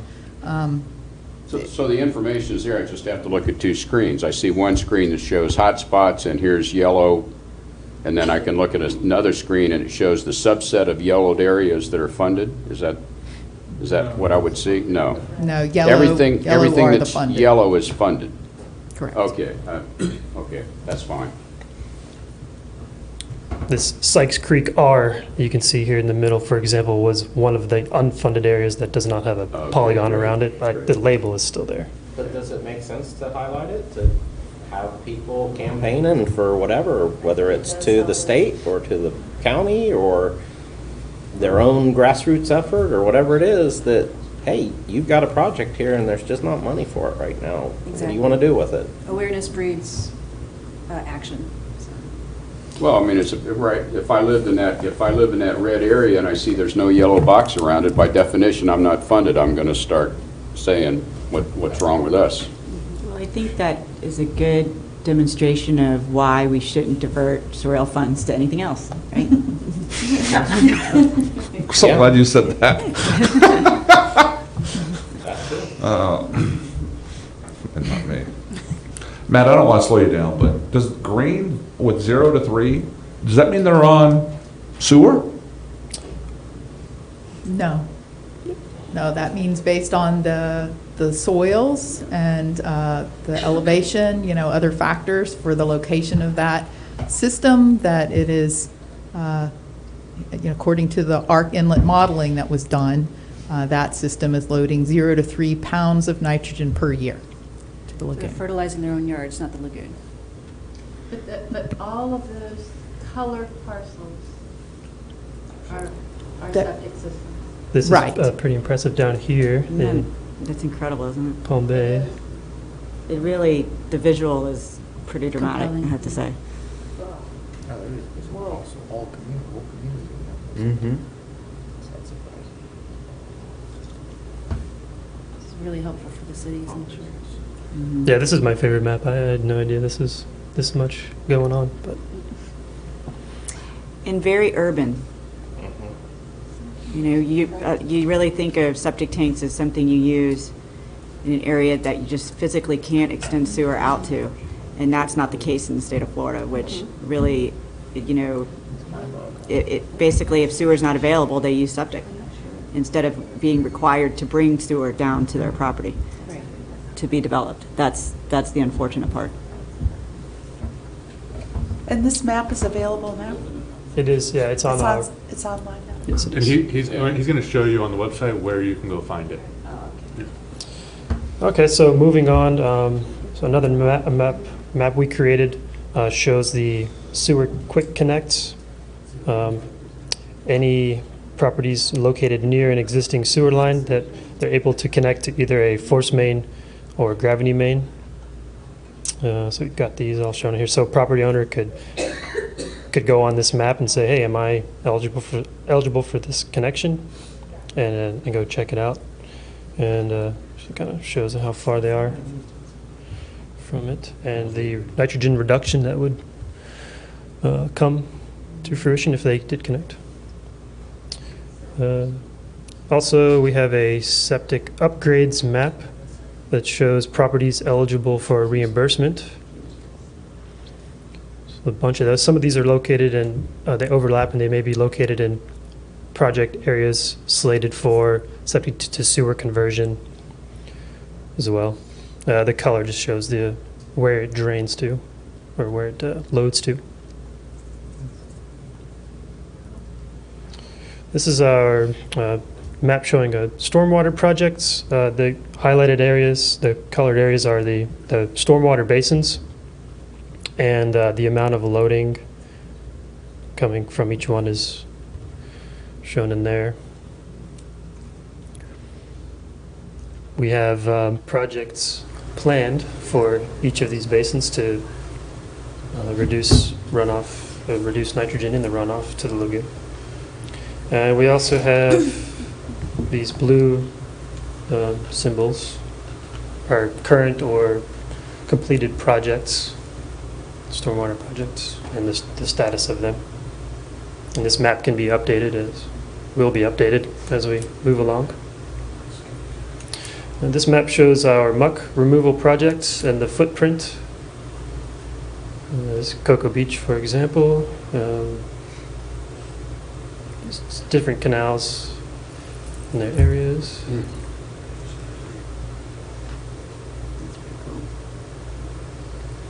So the orange is where we have proposed projects, or the orange is where there has been muck removal, which is it? The funded projects. The funded projects, okay. It's not, It there's says- nothing that indicates where it needs, other places where it could be removed, is there? No, there's no, it does not show the extent of muck found in the lagoon. Okay. It just shows the project that are funded in the plan out of this last year. Some, such as the orange clicked on right now, will only have a dot because it's a future project. Some, as in the Cocoa Beach he showed you, actually shows you the footprint because it's an active project and they know the exact footprint.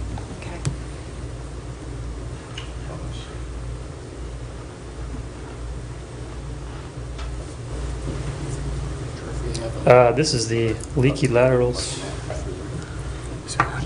project area, which sounds like we may be creating new maps soon. Who knows? Maybe a cast iron map.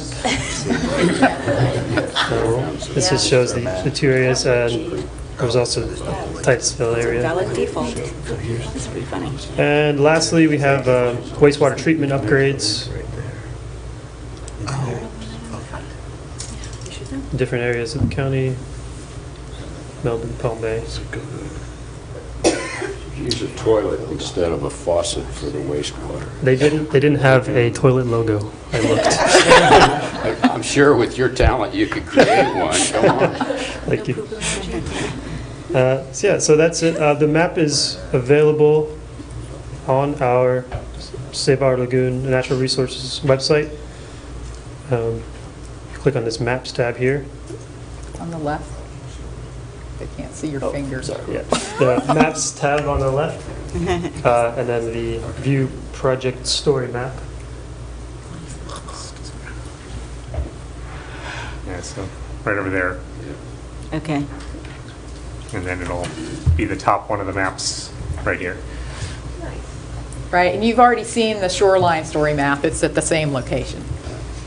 This is really Good stuff. Good stuff.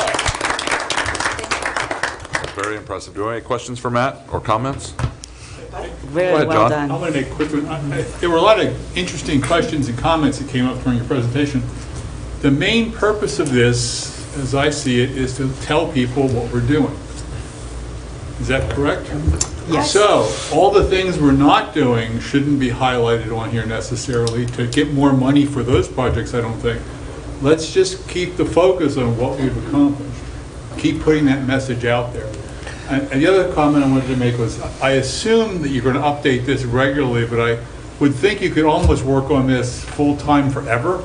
So I'm going to suggest maybe do updates no more than once every 6 months or something like that. Don't do it every day, don't do it every week, don't even do it monthly. The plan we've been discussing is we would definitely have an update with the annual update every year as projects are added on by the committee, and then maybe a 6-month update when there's a significant number of major changes and it's worth changing the database. Yeah, great. I just wanted to comment, John, one of the ways I would use this is to look at what we can do in my particular area. So I don't know that people would be using these maps or that we want to limit the purpose of these maps just to what we're doing. Because this is also a way to dream about what we could do and what other partners could come online to assist with. And I have no problem at all with you and your community taking the map and doing what you want with it. I'm concerned about the use of staff time of responding to every single request of people saying, I want to do this with this map. You do it for me. Do what it would do. They're putting the map up and you can do with it what you want. Yeah. I kind of agree with both sides. I understand that we can't make our graphics everything to everybody, but I don't agree with the statement that the purpose is to show what we're doing. I think our purpose is to advance restoration of the lagoon. And I think all of us acknowledge that what we're doing is a great start, but isn't it. There is much more to it. And so if through some of our resources and how we portray information that we get additional buy-in from the community, or that we help create that excitement or that vision so that then individual entities can go do more on their own, I think that is a huge value for us in how we use data. And I agree with you from the standpoint that we can't do everything, be everything to everybody, but that extra piece of creating vision, and creating engagement and buy-in, I think is absolutely critical to our long-term mission. And I also think it's important to educate the community on the fact that the money can only do so much. You know, look at all the problems throughout the county, but this is how much we have to work with, and we're doing the best we can. But you all do realize that the number one criticism of this group has been, what have you done? You haven't done anything yet. Understood. This is trying to address that specific Absolutely. criticism. It's been very vocal for 2 years now. It's very effective And doing so. I think it's great at doing that, but I agree with Todd that I don't think we should restrict it to only showing that, right? So being able to reflect, here's the big problem, and here's the pieces of it that we're tackled and we're making progress against. I mean, it's all part and parcel, to me, of the same message, right? And I look at it as twofold, that you've got that piece to show what we're done. But let's face it, we're going to work on this a long time while we still see issues out in the lagoon. And so no matter how much we've done, there's probably going to be lingering criticism that we haven't done enough. Because we're going to see issues for an extended time period. So creating that picture of what needs to be done to truly implement lasting change, I think is going to be very important. And I don't know how long it would take. First off, Matt, great job. I don't know if anyone's had a chance to look at it on the phone, but it really does a good job from going from a computer to a mobile device, and that's something that's really hard to do. There's some font color stuff that I'll talk to you about. I think we can improve on the mobile version of it, but it's really cool. And I was saying, well, I don't know how much time it takes, but I don't know why we couldn't have a link that says, here's all the plans we're doing with that map, and then here's the plans work we've done. But it's not having to duplicate the effort, because once you design what we're going to do, it just then gets copied into what's been done. So obviously we want to be conscious of any time that's taken, but I think it kind of treating it in a staging area where this is everything we've got, a separate link so there's no confusion, but that way we can use it for one or the other. Isn't that Sprite commercial where it's like, it's not and or and? Right. But I don't know, that's just my suggestion. Here, I agree with that. That's a perfect way to say it. Yeah, I did. I thank you, because this is incredible, because I walk into a bait shop and I get attacked. And it's like, what are you doing to help the lagoon? Where's all our money? I've been paying this tax, and, the fishing's horrible, and what are you doing? So I think it's incredible. We need to get this out to the people that live here, that this resource is available. But I also agree that I don't think we should mix it up, but I think maybe it shouldn't have to be to the technical degree that this map is, but I do think we need some map of, this is this is all the stuff that needs to be done. This is all of the septic that's in the county, but I don't think we should mix them up. I agree with John. This is perfect for giving people an idea of what we're working on and what we plan to work on, the things that are in the plan. But there's still a lot out there that's not in the plan. People need to be aware of how much more there is that needs to be done. Thank you. Any other comments? Thank you, Matt. I think it's outstanding. You started with 12. What do we have, 12 maps on there? Is it 12? 10. 10? So it's an outstanding start, I think. Thank you. A reader, as we tool or Google Earth to review your maps, or the maps by you. No, it's public. Yeah, it's a public map. It's a viewer. So. Yeah. Okay, so we have a Muck video next, presentation by Dylan, I believe. As long as I'm not in it, I approve. This is Wayne Caragino from the city of Cocoa Beach. How's it going, everyone? Well, this is Dylan, but the video features Wayne, sorry. But how's it going, everyone? I know it's been a couple months. I apologize about that. I've actually been pouring myself into my latest documentary. It's actually really exciting. It goes into recycling, what's going on, also addresses refuse, reduce, reuse, talks about moving from a linear economy to more of a circular economy. I think it's very timely and very important. So again, that's kind of what I've been doing. I also have my gear with me right now because I'm about to run out to a shoot, so I apologize in advance. After this, I have to leave. But let's jump into it.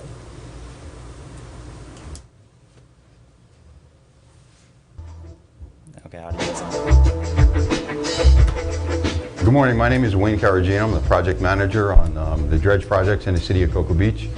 We're here today on our muck dredging project, which consists of dredging 36 canals in the city of Cocoa Beach. More particularly today, we're at phase 3 of our project, which consists of dredging 13 canals south of the Minuteman Causeway. The project is designed to remove the muck from the bottom of the canals and in the process improve the quality of the water for the enjoyment of the public and for the benefit of the wildlife. The big challenge here and all the communities beachside is the spoil containment areas. The spoil site we're working with on this project is very small in comparison to most of the spoil sites that people have the luxury of using. So we occasionally have to stop and empty the spoil site out, but we have to basically work with what we have. The material is pumped from this dredge behind me, and it's pumped quite a distance, in excess of 1.5 miles. So we have intermediate pumps which re-energize the slurry and keep it moving down the line, and then we dry it out and process it, and it gets taken away. We've been very successful in this because of our partnership with numerous agencies. Number one, the Save Our Indian River Lagoon Fund, which is contributing to this project, along with St. John's River Water Management District and the Florida Department of Environmental Protection and the city. The city kicked in on numerous aspects of the project. We manage the project. It's a terrific thing because we're all working together for a common goal, which is to improve the lagoon and the environment. We've actually gotten positive feedback from a number of residents that have lived here for a long time, and they've noticed more wildlife in the area, more fish. They can actually fish off their docks now. Many more dolphin, manatee are being attracted to the area. It's kind of a subjective evaluation of it, but it's something that we cherish because that's what we're doing this for. And we appreciate the positive feedback from our citizens.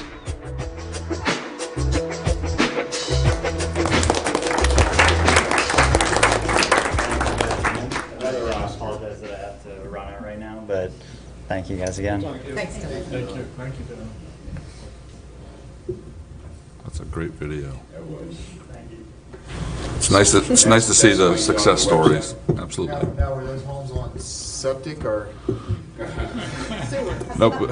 They're on sewer, okay. Most Most of beachside Cocoa is. Beach is on Okay. sewer. I just wanted to There's ask no because- private, Satellite Beach has no private septic tanks. Most of beachside is, Okay. except for Melbourne Beach, of course, but you know, A lot of sod too. See all that St. Augustine? yeah, there's a lot Those lawns were nice and green. Yeah. Okay. Yeah, All right. to answer Terry's question, that is on our YouTube page. It'll be premiering on Facebook at Tuesday at 3, I think is when it's scheduled. So we try to space some of the videos and things out. But just on that note too, they don't have any septic tanks there and have their wastewater plant is reduced nitrogen. So even the reclaimed water is not contributing the higher levels of nitrogen that some of the reclaim areas done. So Cocoa Beach has done a great job of being forward about some of these issues as well. So. What's the name? How do you find our videos on YouTube? You just go to. It's under Save Our Lagoon. Just do a search for Save Our Lagoon on YouTube, and our video library will pop up. Okay. Is there a link on our website, Brandon, that says YouTube from our website? I can't remember, that's why I was asking. Yeah, I thought we have it on there. I'll check, but yeah, I'll make sure. Thank you. Okay, I'm going to open the floor here to some old business. I don't know that we have any to discuss, but if anybody has something, feel free. No? Okay. New business? It looks like we have. And one other thing, Go ahead. we do put the project videos and that on the website as well. So there is a video link to the YouTube embedded on the website. So that'll be updated as well. Thank you. New business, looks like we have 4 items today to discuss. Item A is going to be the Palm Bay cost share request. Do we have is this a presentation or? I don't know if you just want to say a few words about the request. Thank you, Chris. Hello again. So this request, back in 2015, we put together a conceptual cost estimate to upgrade our water reclamation facility in the northeast part of Palm Bay that makes reclaimed water. And the cost estimate is $1.4 million. As the program's gone along, we acquired the funding for $1.4 million. Some things have changed since that time. Primarily, the economy is extremely strong. I'm trying to break the record for budget adjustments. I have so many projects out right now for construction, and it's breaking the bank. And it was totally unexpected. In particular, this project, when the final design was presented to me, and I looked and it was over $3 million. It was definitely sticker shock. A lot of it has to do availability of contractors, availability of materials. One change that was made that contributes to the cost is the change in the design from utilizing an existing structure and replacing it with a concrete basin instead. And that decision was made before my time as director. However, working on both sides as the consultant and as the utility engineer, understand where that direction was made. The utilities department spent millions of dollars rehabbing the water reclamation facility main treatment tanks. And those tanks, the city years ago purchased those tanks secondhand. They were demoed, brought over to Palm Bay, reconstructed, and after this allocation was put in place, we were wrapping up the construction, and it was very, very difficult getting those tanks completed. Everything that could go wrong with metal was going wrong, and I believe that is what made the director at the time say, let's get away from the steel structure, let's go with the concrete tanks. So that does contribute to the cost. Does the city of Palm Bay have a utility department? I'm thinking about our field presentation. And Brevard County decided, due to cost restrictions, to commit to doing some work in-house. And they have a rationale for that. I don't recall what it was. But, does your city have anything like that? Do you have a utility department is there ever a time where you guys can do anything yourself? Yes, I design things myself in-house as long as it doesn't have typically a structural or a electrical component or mechanical, something that I'm not qualified. I'm a civil engineer in utility design, so we do things in-house. But larger rehab and rehabilitation or new design projects are multifaceted, and we use our consultant, which at this time is Wade Trim. These are enormous concrete tanks, though, right? They're large. The volume, or So Virginia- diameter, and Go ahead. so they will have a very long lifespan, as opposed to the metal structures, which we just spent the morning talking about failing cast iron pipes. So, do we want to invest $1.4 million in old infrastructure that will continue to fail, or do we want to spend more money to invest in concrete structures that will have a very Correct. long We're looking lifespan? at, with the tanks that we just rehabbed, they're coated, they're painted, they look good.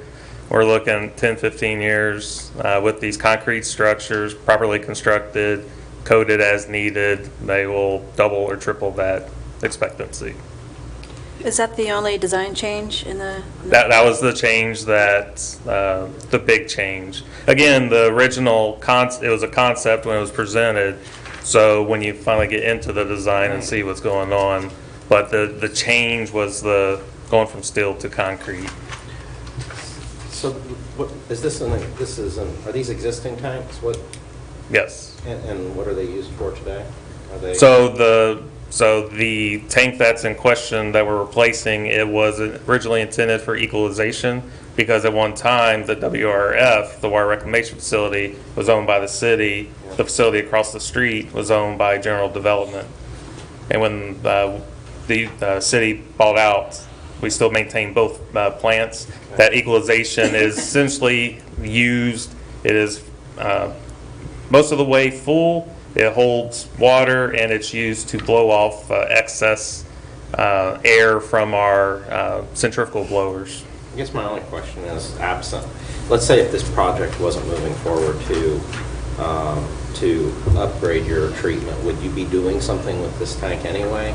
Would it stay in service? Is there some need that the need would be to use it to blow off our process, our blowers, the way that we operate the plant right now. Again, we have two facilities across the street from each other.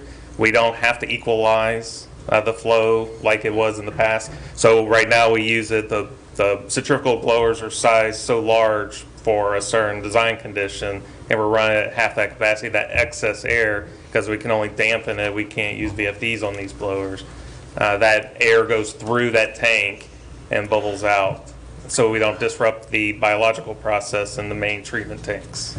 I just want to know if anybody understood that besides. Well, I was just going to say, I know what it feels like for people that don't know tech when I talk tech in front of them, because I really had no idea what that meant. But I did have a couple questions. Sure. First off, this is a 1.4 million project that we approved, right? It's been Correct. in the plan, it's approved.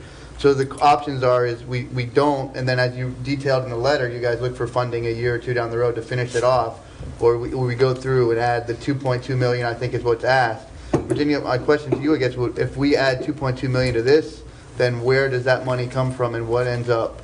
Is there a cause-effect relationship? So in the last update, there was 47 million that was Unallocated. that the Board of County Commissioners wanted to go to septic and sewer project types, but was left unallocated because we didn't have cost-effective projects identified. This project, even with these cost increases, the cost per pound of nitrogen reduction is $180. So it's still very cost-effective compared to nearly everything else in the plan. I think it's a great project. I was just wondering where the money was going to come from. The other question would be, I know you talk about the Clean Water State Revolving Fund, and since the project may take longer than a year to complete, is there any possibility to go after funding after it started? I mean, we all talk about we don't get enough projects started and we've got money, so I think it's a great project to go forward and do. I don't want to micromanage your budget. I'm sure you know how to save money, so I just didn't know if there was any way going forward to go through the funding process with the state, or even to sell the tanks if you weren't using them, just to try to maximize. So the concern right now, I have a very large project in consideration right now through Clean Water State Revolving Fund, and it is our wastewater facility, new construction in the center part of the city, and that and a force main extension is nearly $40 million. So to go in right behind that and immediately ask for an additional come on, man, they know us. They know us.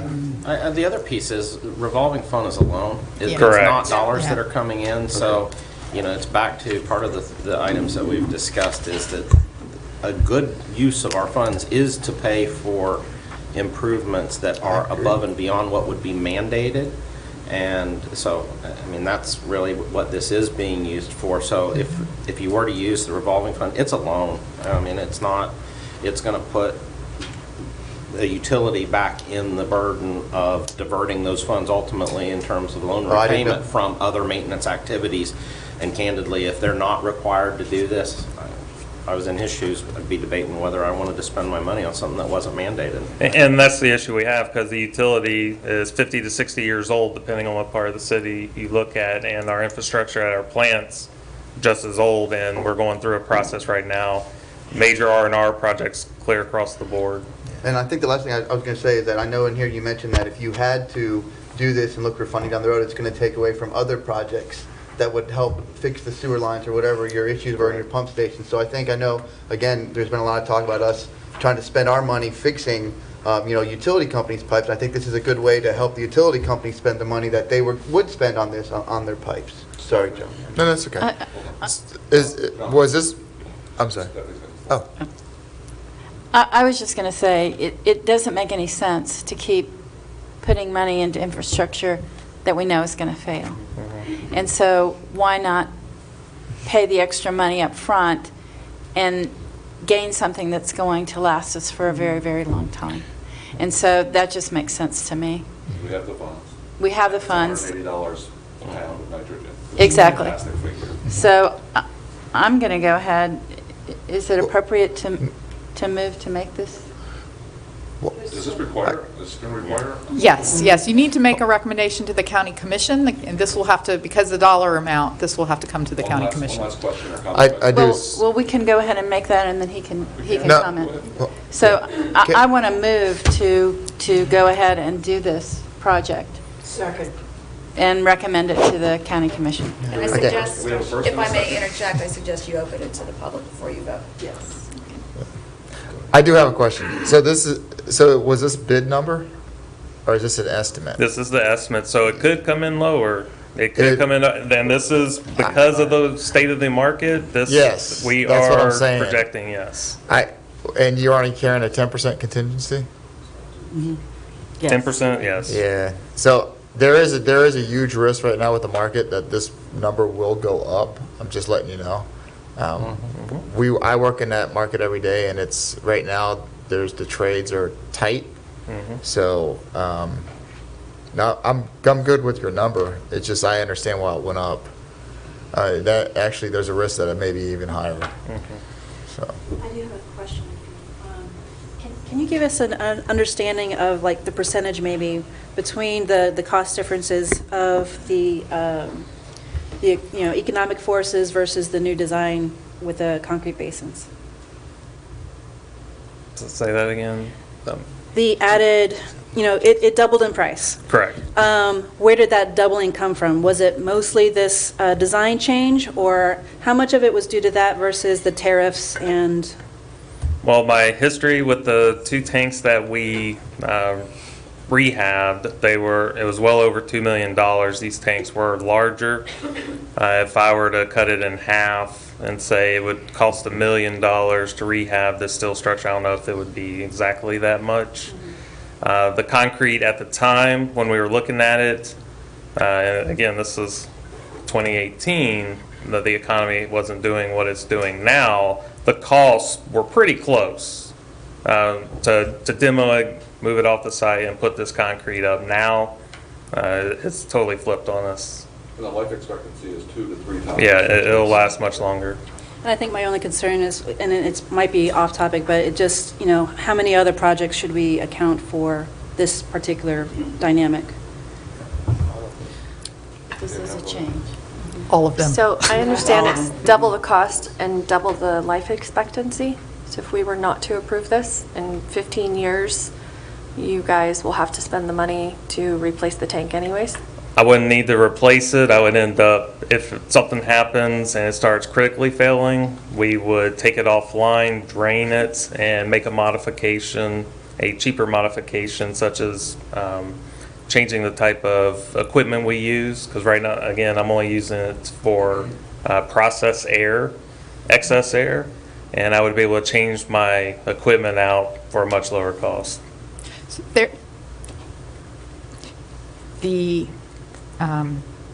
their reclaimed water is currently averaging 29.4 milligrams per liter, and these changes will bring them down to That's below the 6 or 7.5. It's around 6.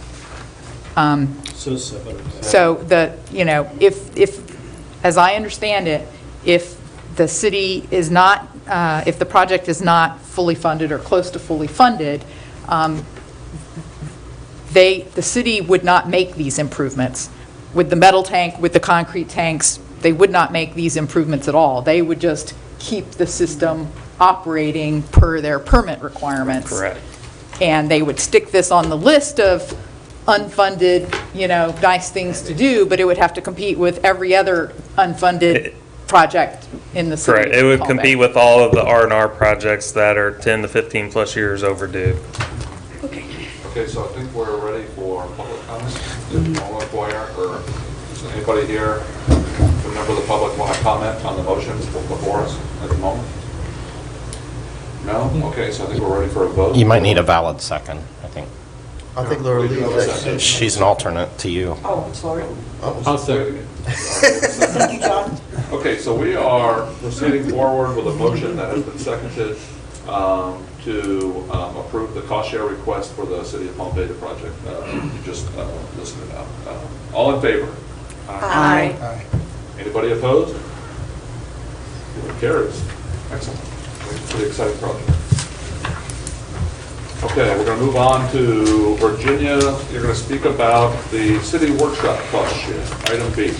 Right. So, right, every year as part of our annual update process, we hold a workshop with the cities and we tell them, what to expect in the application process for the next update, what projects would be eligible for based on what type of project it is. We have previously based the amount, the eligibility amount that we're willing to pay per pound based on the average cost of all of the projects of that type already approved in the plan. As you know, last year's plan update was a little different, and with the emphasis going to more utility type projects, what eventually was recommended by the Oversight Committee and approved by the County Commission was instead of using an average for wastewater septic to sewer projects, funding all of the available septic to sewer projects that were up to $1,500 per pound of nitrogen reduction. So we included projects that we had identified through our hotspot analysis of the data that you saw in the story maps, but we have not made that same offer to the cities for them to, look deeper and find projects that they could submit that we would pay up to $1,500 a pound. They may not have anything based on our hotspot analysis. We don't think they're going to find anything at that rate, but they may have something where they're willing to kick in the extra $100 or $200 to make those projects viable. So what is in your package here is the average cost for all project types except septic to sewer projects, changing that from the average of 1,077 to the 1,500. And then I think, what we would also want to do, which I couldn't do until the prior item was approved, but Palm Bay's project is a part of the average in the first line, the treatment upgrades for reclaimed water. And so when we change their project to the new cost share, that will change the average. So I would like to update this $344 number to the new average, which is, I think it was 396. Well, I'll check the math. They were 180 per pound, right? So if you added that in, wouldn't it lower the average? No? No, because they were previously in at 73 or whatever they're. I got it. Okay. So you need a motion? Yes. Okay, I'll make a motion to approve the proposed cost share eligibility by project type proposed for the 2020 Save Our Indian River Lagoon project plan update. And I'll second it. We have before us a motion and a second for agenda item number 8B. All in favor? Well, you need public comment. Oh, I'm sorry.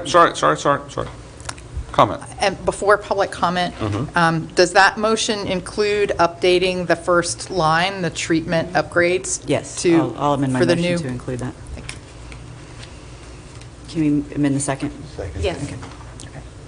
Do we have comments or questions?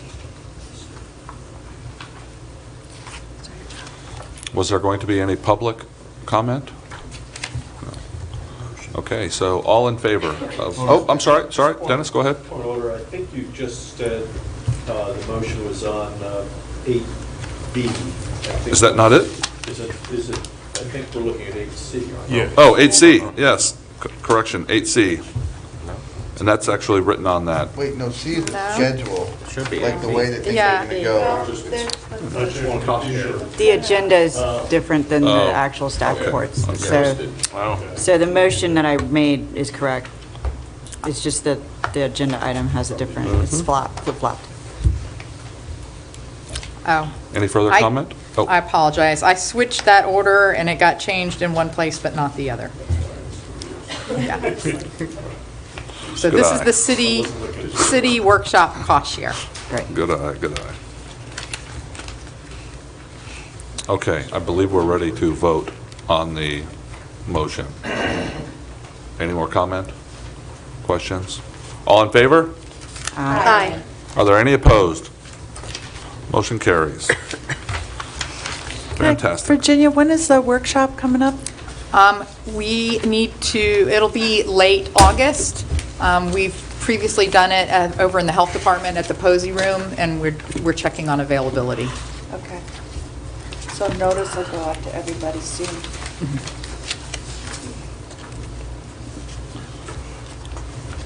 Okay, we're going to be moving on to the plan update. Schedule, which, why is the schedule not? Yeah, but I don't see the actual schedule in the packet. The narrative is written out. Was there a separate The narrative schedule? is there, but not the actual. Yes, there was a table, but tables and making tables ADA compliant is a separate challenge for us, and so something didn't happen. So I'll let you know what's proposed. So the idea was to get the cost share eligibility recommendation from you today, hold the workshop with the cities, and we're also going to reach out to departments, county departments, the end of August. And then project submittals, we would give applicants approximately 2 months from the time we hold the workshop to when their applications are due. So the due date would be October 28th. We would then have 3 weeks for staff to review those, make revisions, coordinate with the applicants to make sure everything was correct, and get the packet sent to the Oversight Committee for your review. You would have 3 weeks to review those before your December 13th meeting, right? And that's the meeting that we, instead of being the third Friday of the month, that's the one that's the second Friday of the month to get it further away from Christmas. So you would get your reviews done and make a recommendation on December 13th. We would then take that recommendation and start working it into the 2020 plan update revisions. We would get that draft to you on January 10th, which is only 1 week before your January 17th meeting, when you would review the plan and make recommendations regarding approval of that plan, or recommendation of that plan to the county commission. So we can try to get it to you. We will try to get it to you earlier than January 10th, so you have longer than a week to review. The problem, obviously, is the Christmas, New Year's holidays.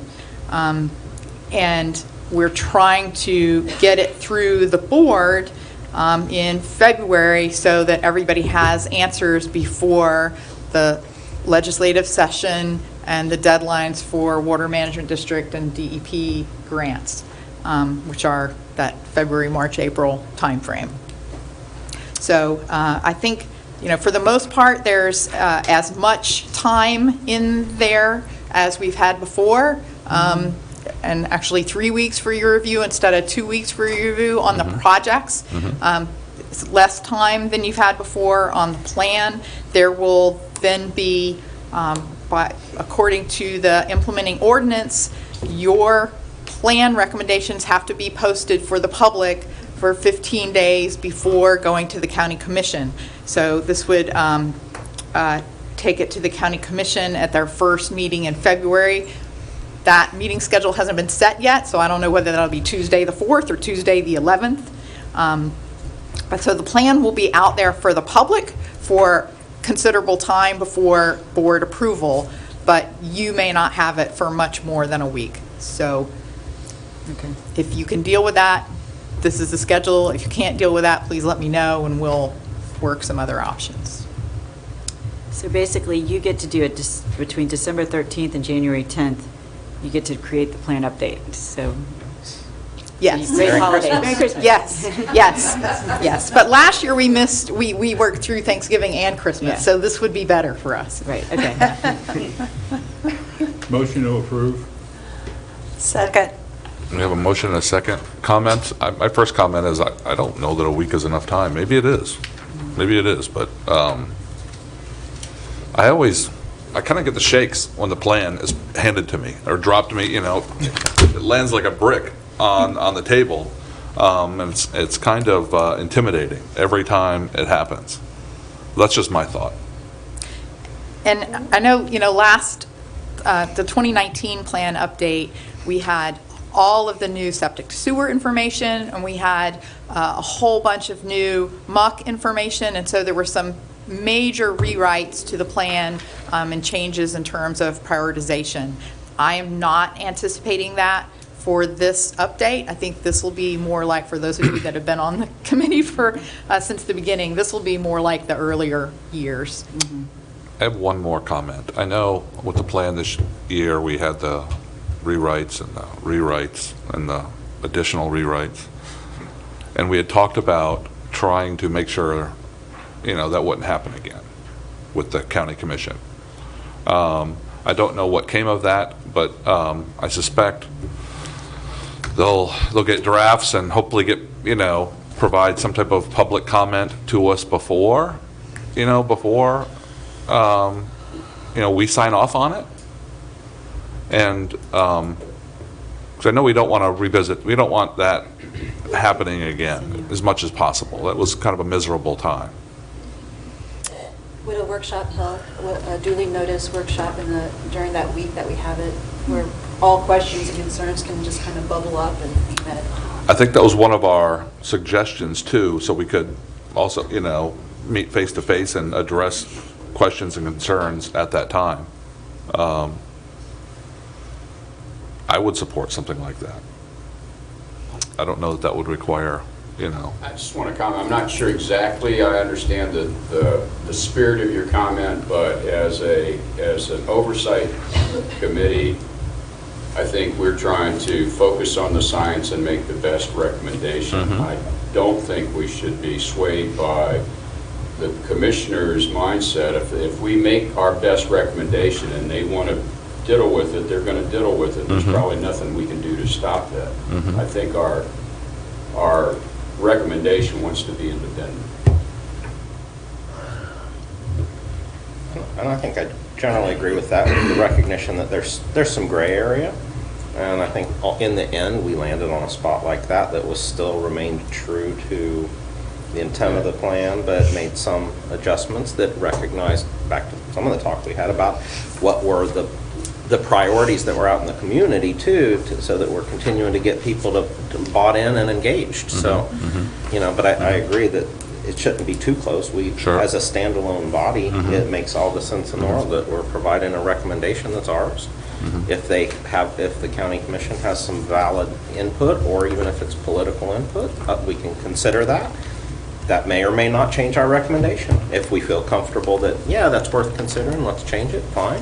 And if we don't, then we don't, and they make their policy decision based on that. I would recommend reaching out to the commissioners. Once it comes out and we vote for it, there's nothing wrong that says anyone on the committee here can't send an email and say this is why. I went and met with all of them individually last time because I think that it's important that they're going to hear from other people in the community.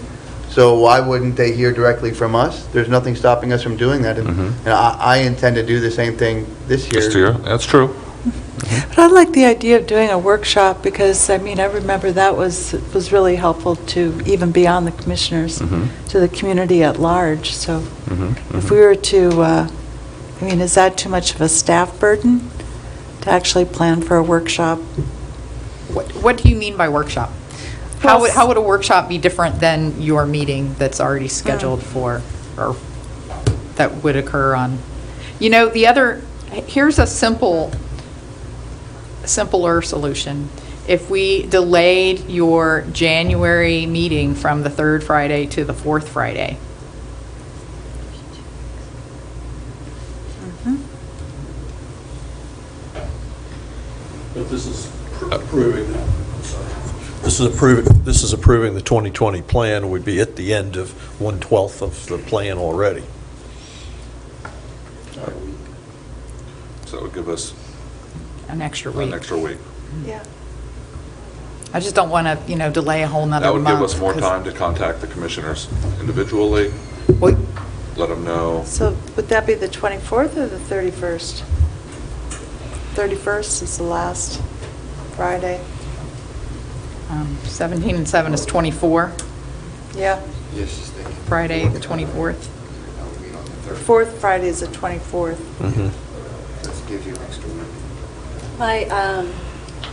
My comment regarding the workshop was not necessarily to synchronize with the Board of County Commission. It's really to fluff up all of the unknowns and the data, look into the data, the research, the monitoring, look into the facts of the plan itself. Yes, Brandon. So we have all of our questions answered, all of the public's concerns answered, and just flush it out in one fell swoop. And if we can do that in one meeting, that would be great, but it has to be a robust meeting focused on the details of the plan.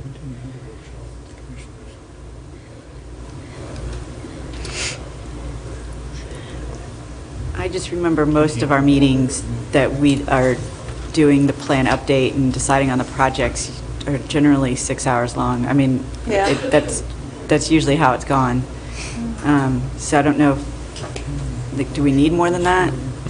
So the first year, we did the projects and the plan update all together, and then we realized, that's a lot. So we divided it, right? So now we're bringing you the projects first, figure out which of those you want to move forward, and then incorporating them into the plan. We can try to do the text edits to the plan earlier, so that you could have that discussion earlier, and what would be coming to you in January is just, okay, if these are the projects you want, do they use up unallocated reserves, or do they substitute for some projects that are in the plan that have to come out?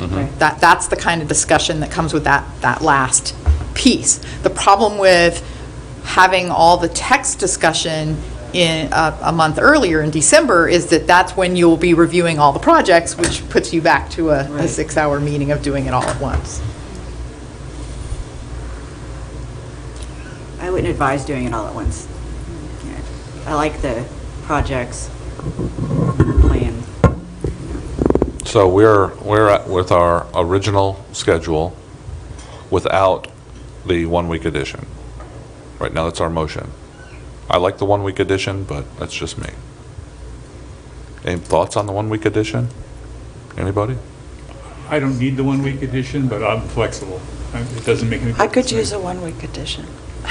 So that would make the meeting on the 24th of January? Okay. But the motion is... The motion is for the original timetable. It is. Okay. Before we amend it, I wanted to just get some feeling. Do you want to, this is a motion, so you'll need public comment too if you want. Stephanie, you have a comment? It seems like to me that the bulk of really the decision-making process is in the project phase. And once we've decided on what the projects are that we want to include, updating the plan is not nearly as big an issue, because we've already decided on the project. And in most cases, it's going to be the overflow amount of money that we have. So we're not really even making a decision as to whether we're going to eliminate projects in favor of something else. And so once we've made those decisions on the new projects that we want to add and what we're going to add, I'm with John. I feel like that second part of the process is the easy part. I feel like I can do it in a week as well. Okay, so let me invite public comment on our proposed schedule change. Is there any? So let's go ahead and vote on the motion as it stands. It's been seconded to go with the time schedule that Virginia outlined for us. We'll be sticking with the 1-week review period in this motion. All in favor? Aye. Is there anybody opposed? No. Okay, motion carries. All right, and I apologize, that schedule didn't make it into the packet. We will get that sent out to you.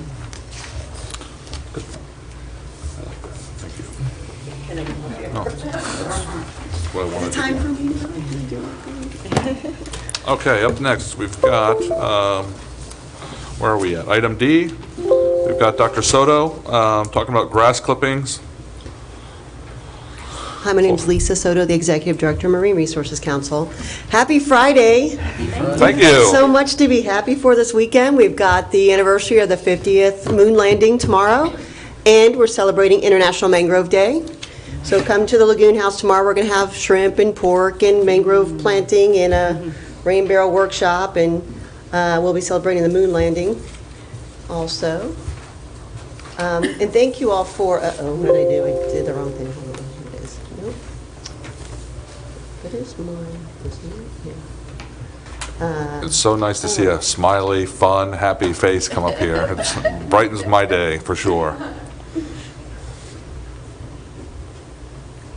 Thank you. Thank you for what you're doing. I can't, it's really commendable how much of your time that you're dedicating to our lagoon, how much of the staff time that you all are dedicating. You're taking this seriously, and we appreciate it. And thank you for supporting the research that we're doing to guide communications. There are really 3 reasons why we're using research and we're going about this process in such a scientific way. One is that we're working with multiple counties, and it's a lot easier to convince people that you're going forward in a way that makes sense if you're using science to guide that decision, which is exactly what this committee is about.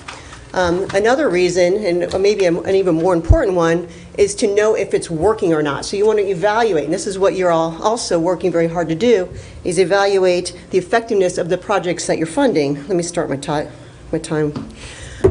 So that's another important part of this. And then the third part is that if you understand your audience, you know who you're talking to, then you can talk to them in a message that kind of resonates with them. You can be much more persuasive if you're talking to an individual and you understand that person's value system, that person's thought process, than if you're just broadcasting to the entire 5-county area in the same message.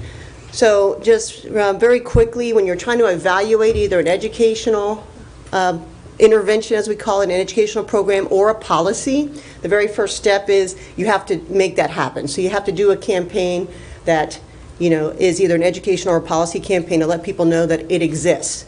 And then where you would measure that is there a change in awareness? Are people aware that, for example, a fertilizer ordinance exists? And if they're not, then they're not doing, if they're doing the behavior, it has nothing to do with your ordinance, right? They're just not fertilizing, or they are fertilizing, or they're fertilizing the way they're fertilizing. It has nothing to do with your ordinance. So it's not about your ordinance that is changing their behavior. The second measurement is behavior itself. So again, are they doing the prescribed behavior that you're asking them to do? In this case, we're talking about grass clippings. So you can ask them how they're doing their grass clippings. You got to get that pre-program, measurement of who's doing what behavior, and then you do the post-program measurement. The smaller your audience, the better with those pre-post measurements.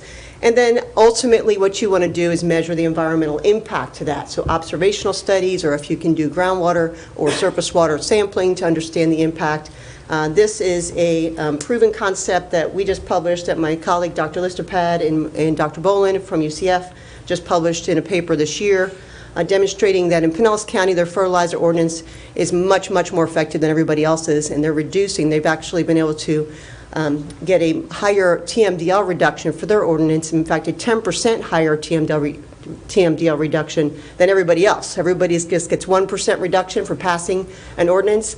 Pinellas gets an 11% reduction for their ordinance partially because of the research that we conducted over there, in additional research to demonstrate that the people knew about their ordinance, the people were aware, they were complying with it, their behavior changed, and the environmental quality changed.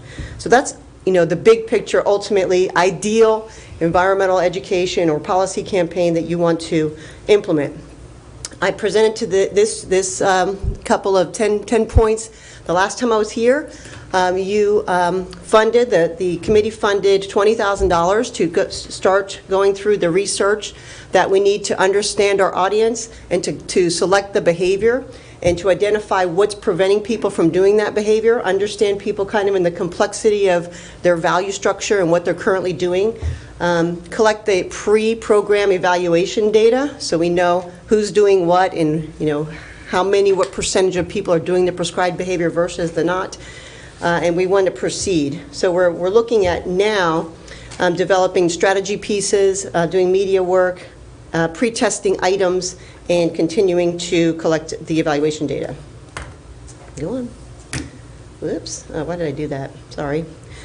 All right, so just to remind you that we did a grass clipping survey. We collected 733 responses. It was done online. We offered an incentive. We were targeting homeowners who did their own lawn work, their own mowing in particular, and professional landscapers.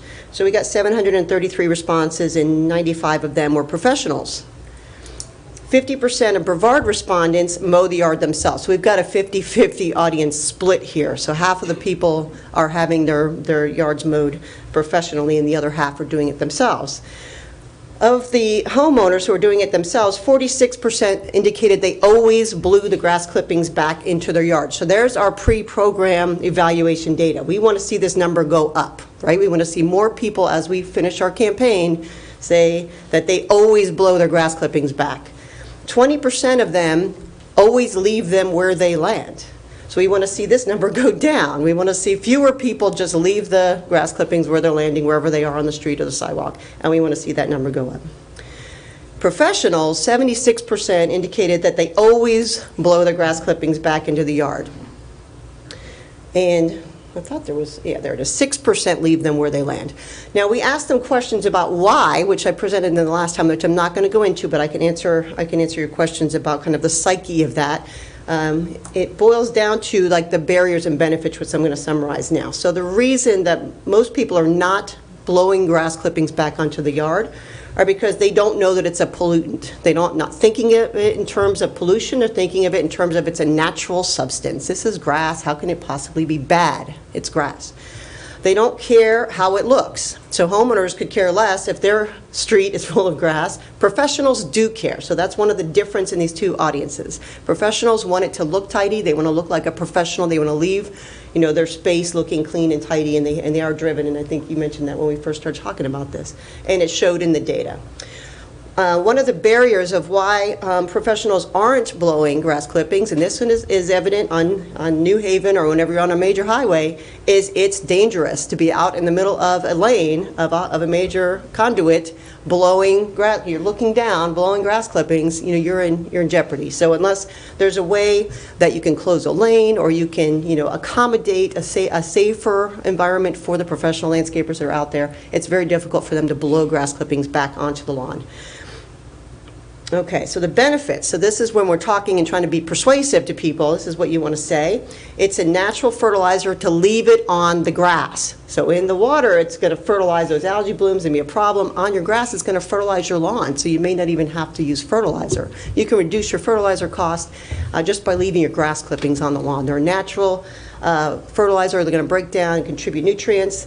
And as far as professionals, it looks professional. Speak to them in the words that resonate with them. This looks more tidy. It makes you look much more like a professional if you're doing it. And it prevents algae blooms. Compared to other areas of the state, we were surprised at how much people understood in our survey the link between water quality and the storm drain, so that people are hyper aware right now. We do have a unique time in history where our public is very aware of the fact that our lagoon is sick and needs help. So we are in a unique situation, like I said, where we can actually use the environment and water quality to our advantage. We tested some logos in the survey. Surveys are not the best place to test logos, so what we want to do with the next series of qualitative research steps is to test our logos and our designs even further, ask people more specific questions about what they like and they don't like. So we asked these questions in the survey. Which one do you like the most? Which one would most encourage you to keep grass clippings off the road? And which one would most encourage you to keep grass clippings out of the water? And they came in very, very close. The number one is there, the keeping grass out off of the streets and water was the number one design that people liked. The second one was the grass cycle, which we'd like to test more because we're not sure if people, when they did our survey, they were becoming more knowledgeable about the concepts as they finished. And then, so grass cycle, whether that resonates with somebody who wasn't already informed about grass clippings or not, would need to be tested. And then the number three one was yard waste pollutes waterways. So we want to test those a little further. We also want to test in our focus groups, which is a qualitative method, yard waste pollutes waterways. These are the taglines that we would want to use to help people, to put either underneath the logo or use it as your kind of your grabber in your advertising or in your campaign slogans and so on. So that we've divided up the responses here between the professionals and homeowners to demonstrate that there is little variation between what professionals liked versus the homeowners. So yard waste pollutes waterways was the most prevalent motivational tagline that people liked. Professionals 36%, homeowners 46%. Keep grass off the streets, which was my favorite. You can see pros and homeowners, and again, it's kind of, like I said, that was my favorite, so if I was the one designing the campaign, I would be designing that one, and that's not the one that resonated with our audience, so that's not why you design a campaign. You design it to resonate with them, not with me. So grass cycling, leave it on the lawn, was another one that came in relatively high. So what we're doing now is we're moving towards design and testing those materials further. This is a creative concept. The staff and the team members from the 3 counties who were involved in reviewing this all had excellent input on this in terms of how it could be improved. This is really just a concept. And what it shows is, it's the thin line between a beneficial nutrient and an algae bloom. Is just the curb, which is hard to see in this video, and I think that was one of the comments that was made by staff. But it's the concept of, trying to highlight what people believe to be the good behavior, that it's beneficial for the lawn if you leave it on the lawn, and discourage what people believe to be bad, which is it causes algae blooms if grass clippings get into the storm system. So where we are is we're requesting additional funding from the committee to design printed materials that can be tested to go into focus groups. We're actually proposing 6 total focus groups, 2 in Brevard, 2 in Volusia, 2 in Martin. We're still cost sharing this program with 2 other counties. Create printed materials such as a brochure, billboard, et cetera, would be the output. And the time frame is, if we can start immediately, we can get done by January, and it's really contingent on, how quickly we can get started. And I'm dealing with three counties, so that's been very challenging. Martin County approved our scope this week, so Martin's ready to go. Volusia is still in review, and we're here requesting Brevard's participation today. In September, when we talk about November, December, it gets very, very challenging during the holidays to recruit people. Everybody's extra busy, as you know. So we're trying to get these focus groups and people recruited as soon as we can, so we can finish and get those materials developed by January. So the scope of work is pretty much creating and testing 3 logos and 3 conceptual pieces. Conduct those 2 focus groups here in Brevard, involving both homeowners, professionals, and also professional municipal mowers, people who are mowing for the cities and counties.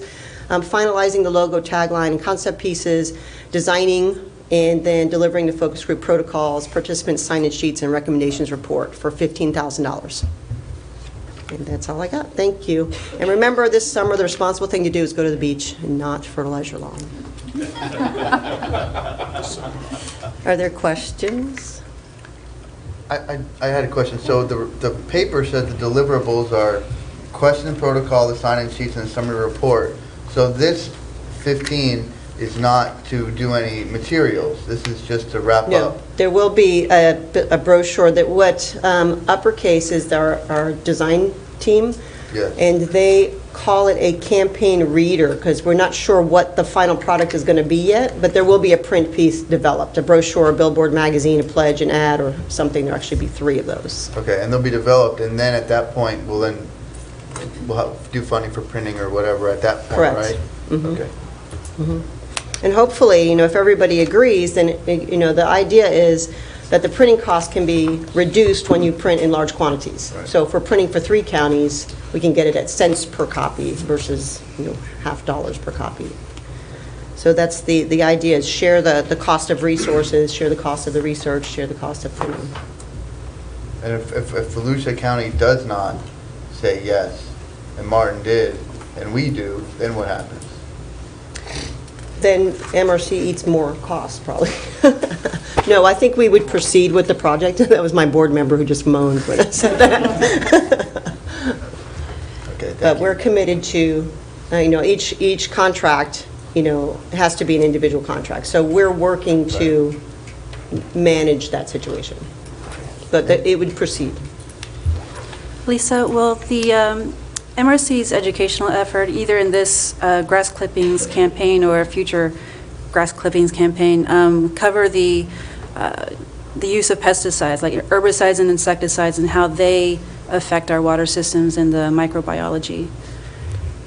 No, grass clippings is just very specific. So that's it's a good question, because with the behaviors, one of the very first steps in doing this type of research, which is called social marketing, but I think we need to change the name because there's just way too much confusion about that now with social media. But the very first thing you do is prioritize exactly which behavior. So the behavior, there are a lot of behaviors associated with grass clippings. So we've prioritized blowing them back onto the lawn. So not sweeping them up and putting them in bags, not self-mulching mowers, there are a lot of other things. So we've determined, based on what people are currently doing or not doing, or what would have the greatest impact to the resource, the behavior is blowing grass clippings back onto the lawn. And you just hammer that very specific behavior. So pesticide is very, very different. Especially in terms of who's doing it. So, again, target audience, who you're dealing with. I would say, based on, I know I've done a lot of research on lawn care in Florida, and based on the research we've done statewide and in other areas, that it's primarily professional people who are applying pesticides, licensed people who are going in. And then what is pesticide? You're talking about insecticides or herbicides or raticides or, different types of pesticides. So this is, to answer your question briefly, which you can tell I don't do very well, no. Grass clippings campaign is going to specifically address blowing grass clippings back onto the lawn. Before we move on, I need a motion to extend the meeting for 15 minutes. Motion to extend for 10 minutes. 10 minutes? I think that's enough. I was going to do 5. Second. All in favor of extending the meeting 10 minutes? And opposed? Okay. Do we have any more comments on this requested action before us? Motion to approve. Second. Are there any public comments on the grass clipping campaign? No? Okay. All in favor of approving the grass clipping outreach proposal presented by Dr. Soto? Aye. Aye. Any opposed? Motion carries. Excellent. Thank you. Fantastic. Thank you for your presentation. Thank you. Okay. All right, at this time, I want to go ahead and invite public comments. I have one pink slip here for John Nyland. He wanted to discuss smoke testing. Is John here? Yes. Oh, come on up, John. You're going to have 3 minutes.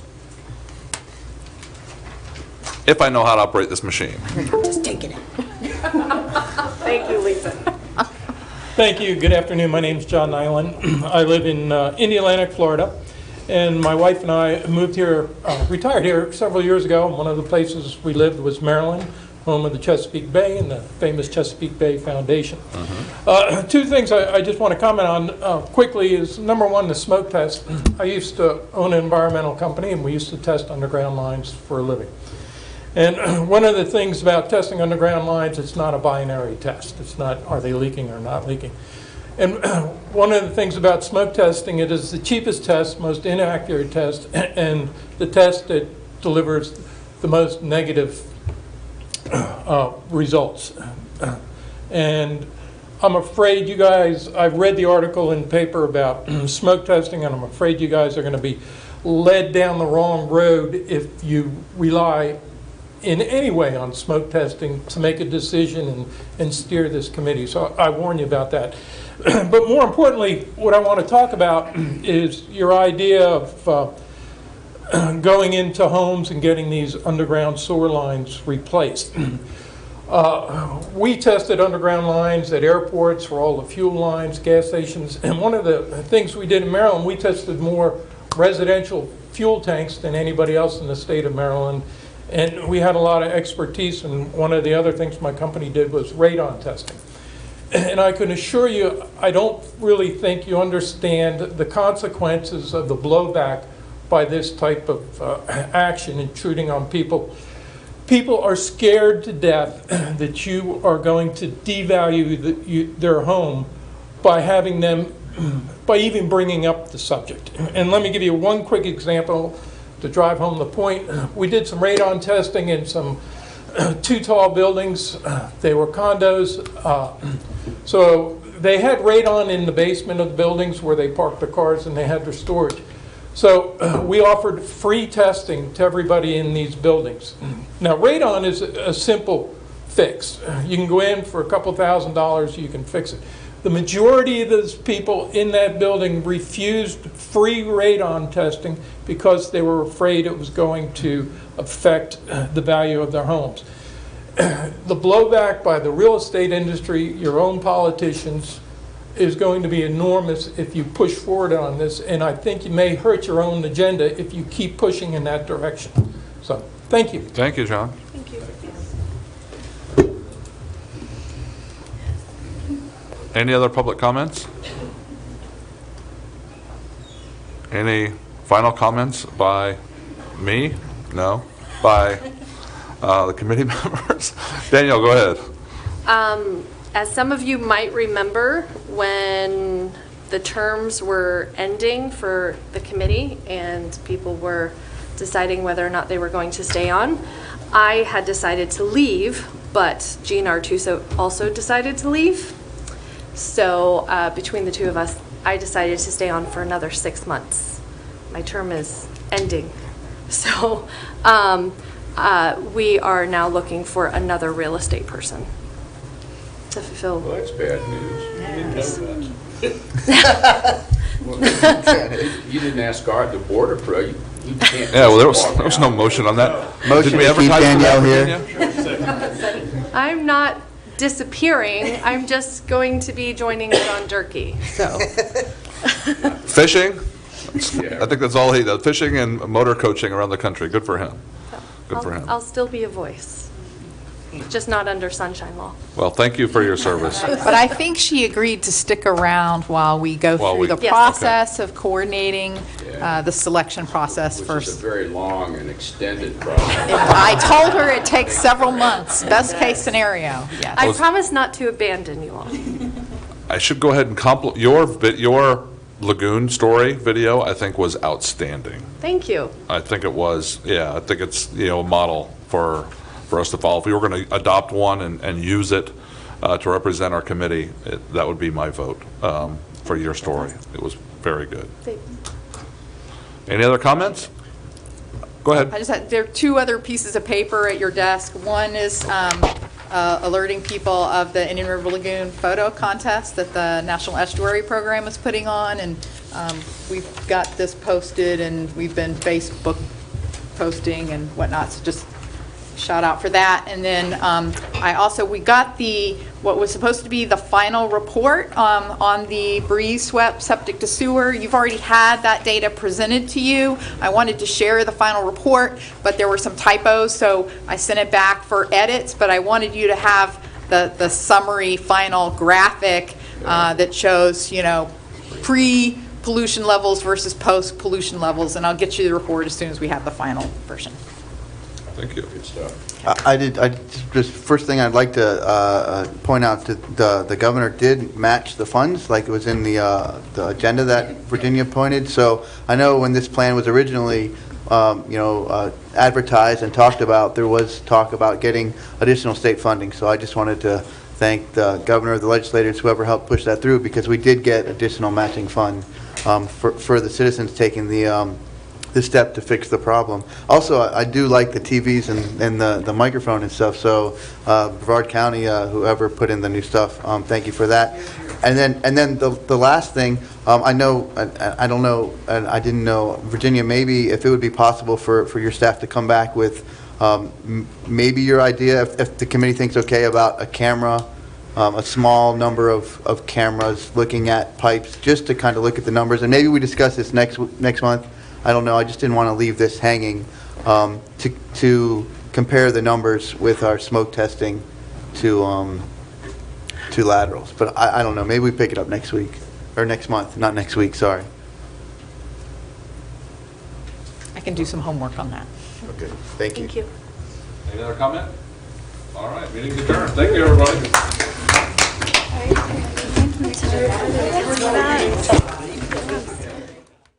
The opinions expressed by any member of the public during any period of public comment do not necessarily reflect the views or opinions of the Board of County Commissioners of Brevard County, Florida, Space Coast Government Television, or the program sponsor, and are solely those of the presenter. The Board of County Commissioners of Brevard County, Florida, Space Coast Government Television, and the program sponsor hereby expressly disclaim any and all responsibility or liability for any defamatory or slanderous statements expressed by any member of the public during any such period.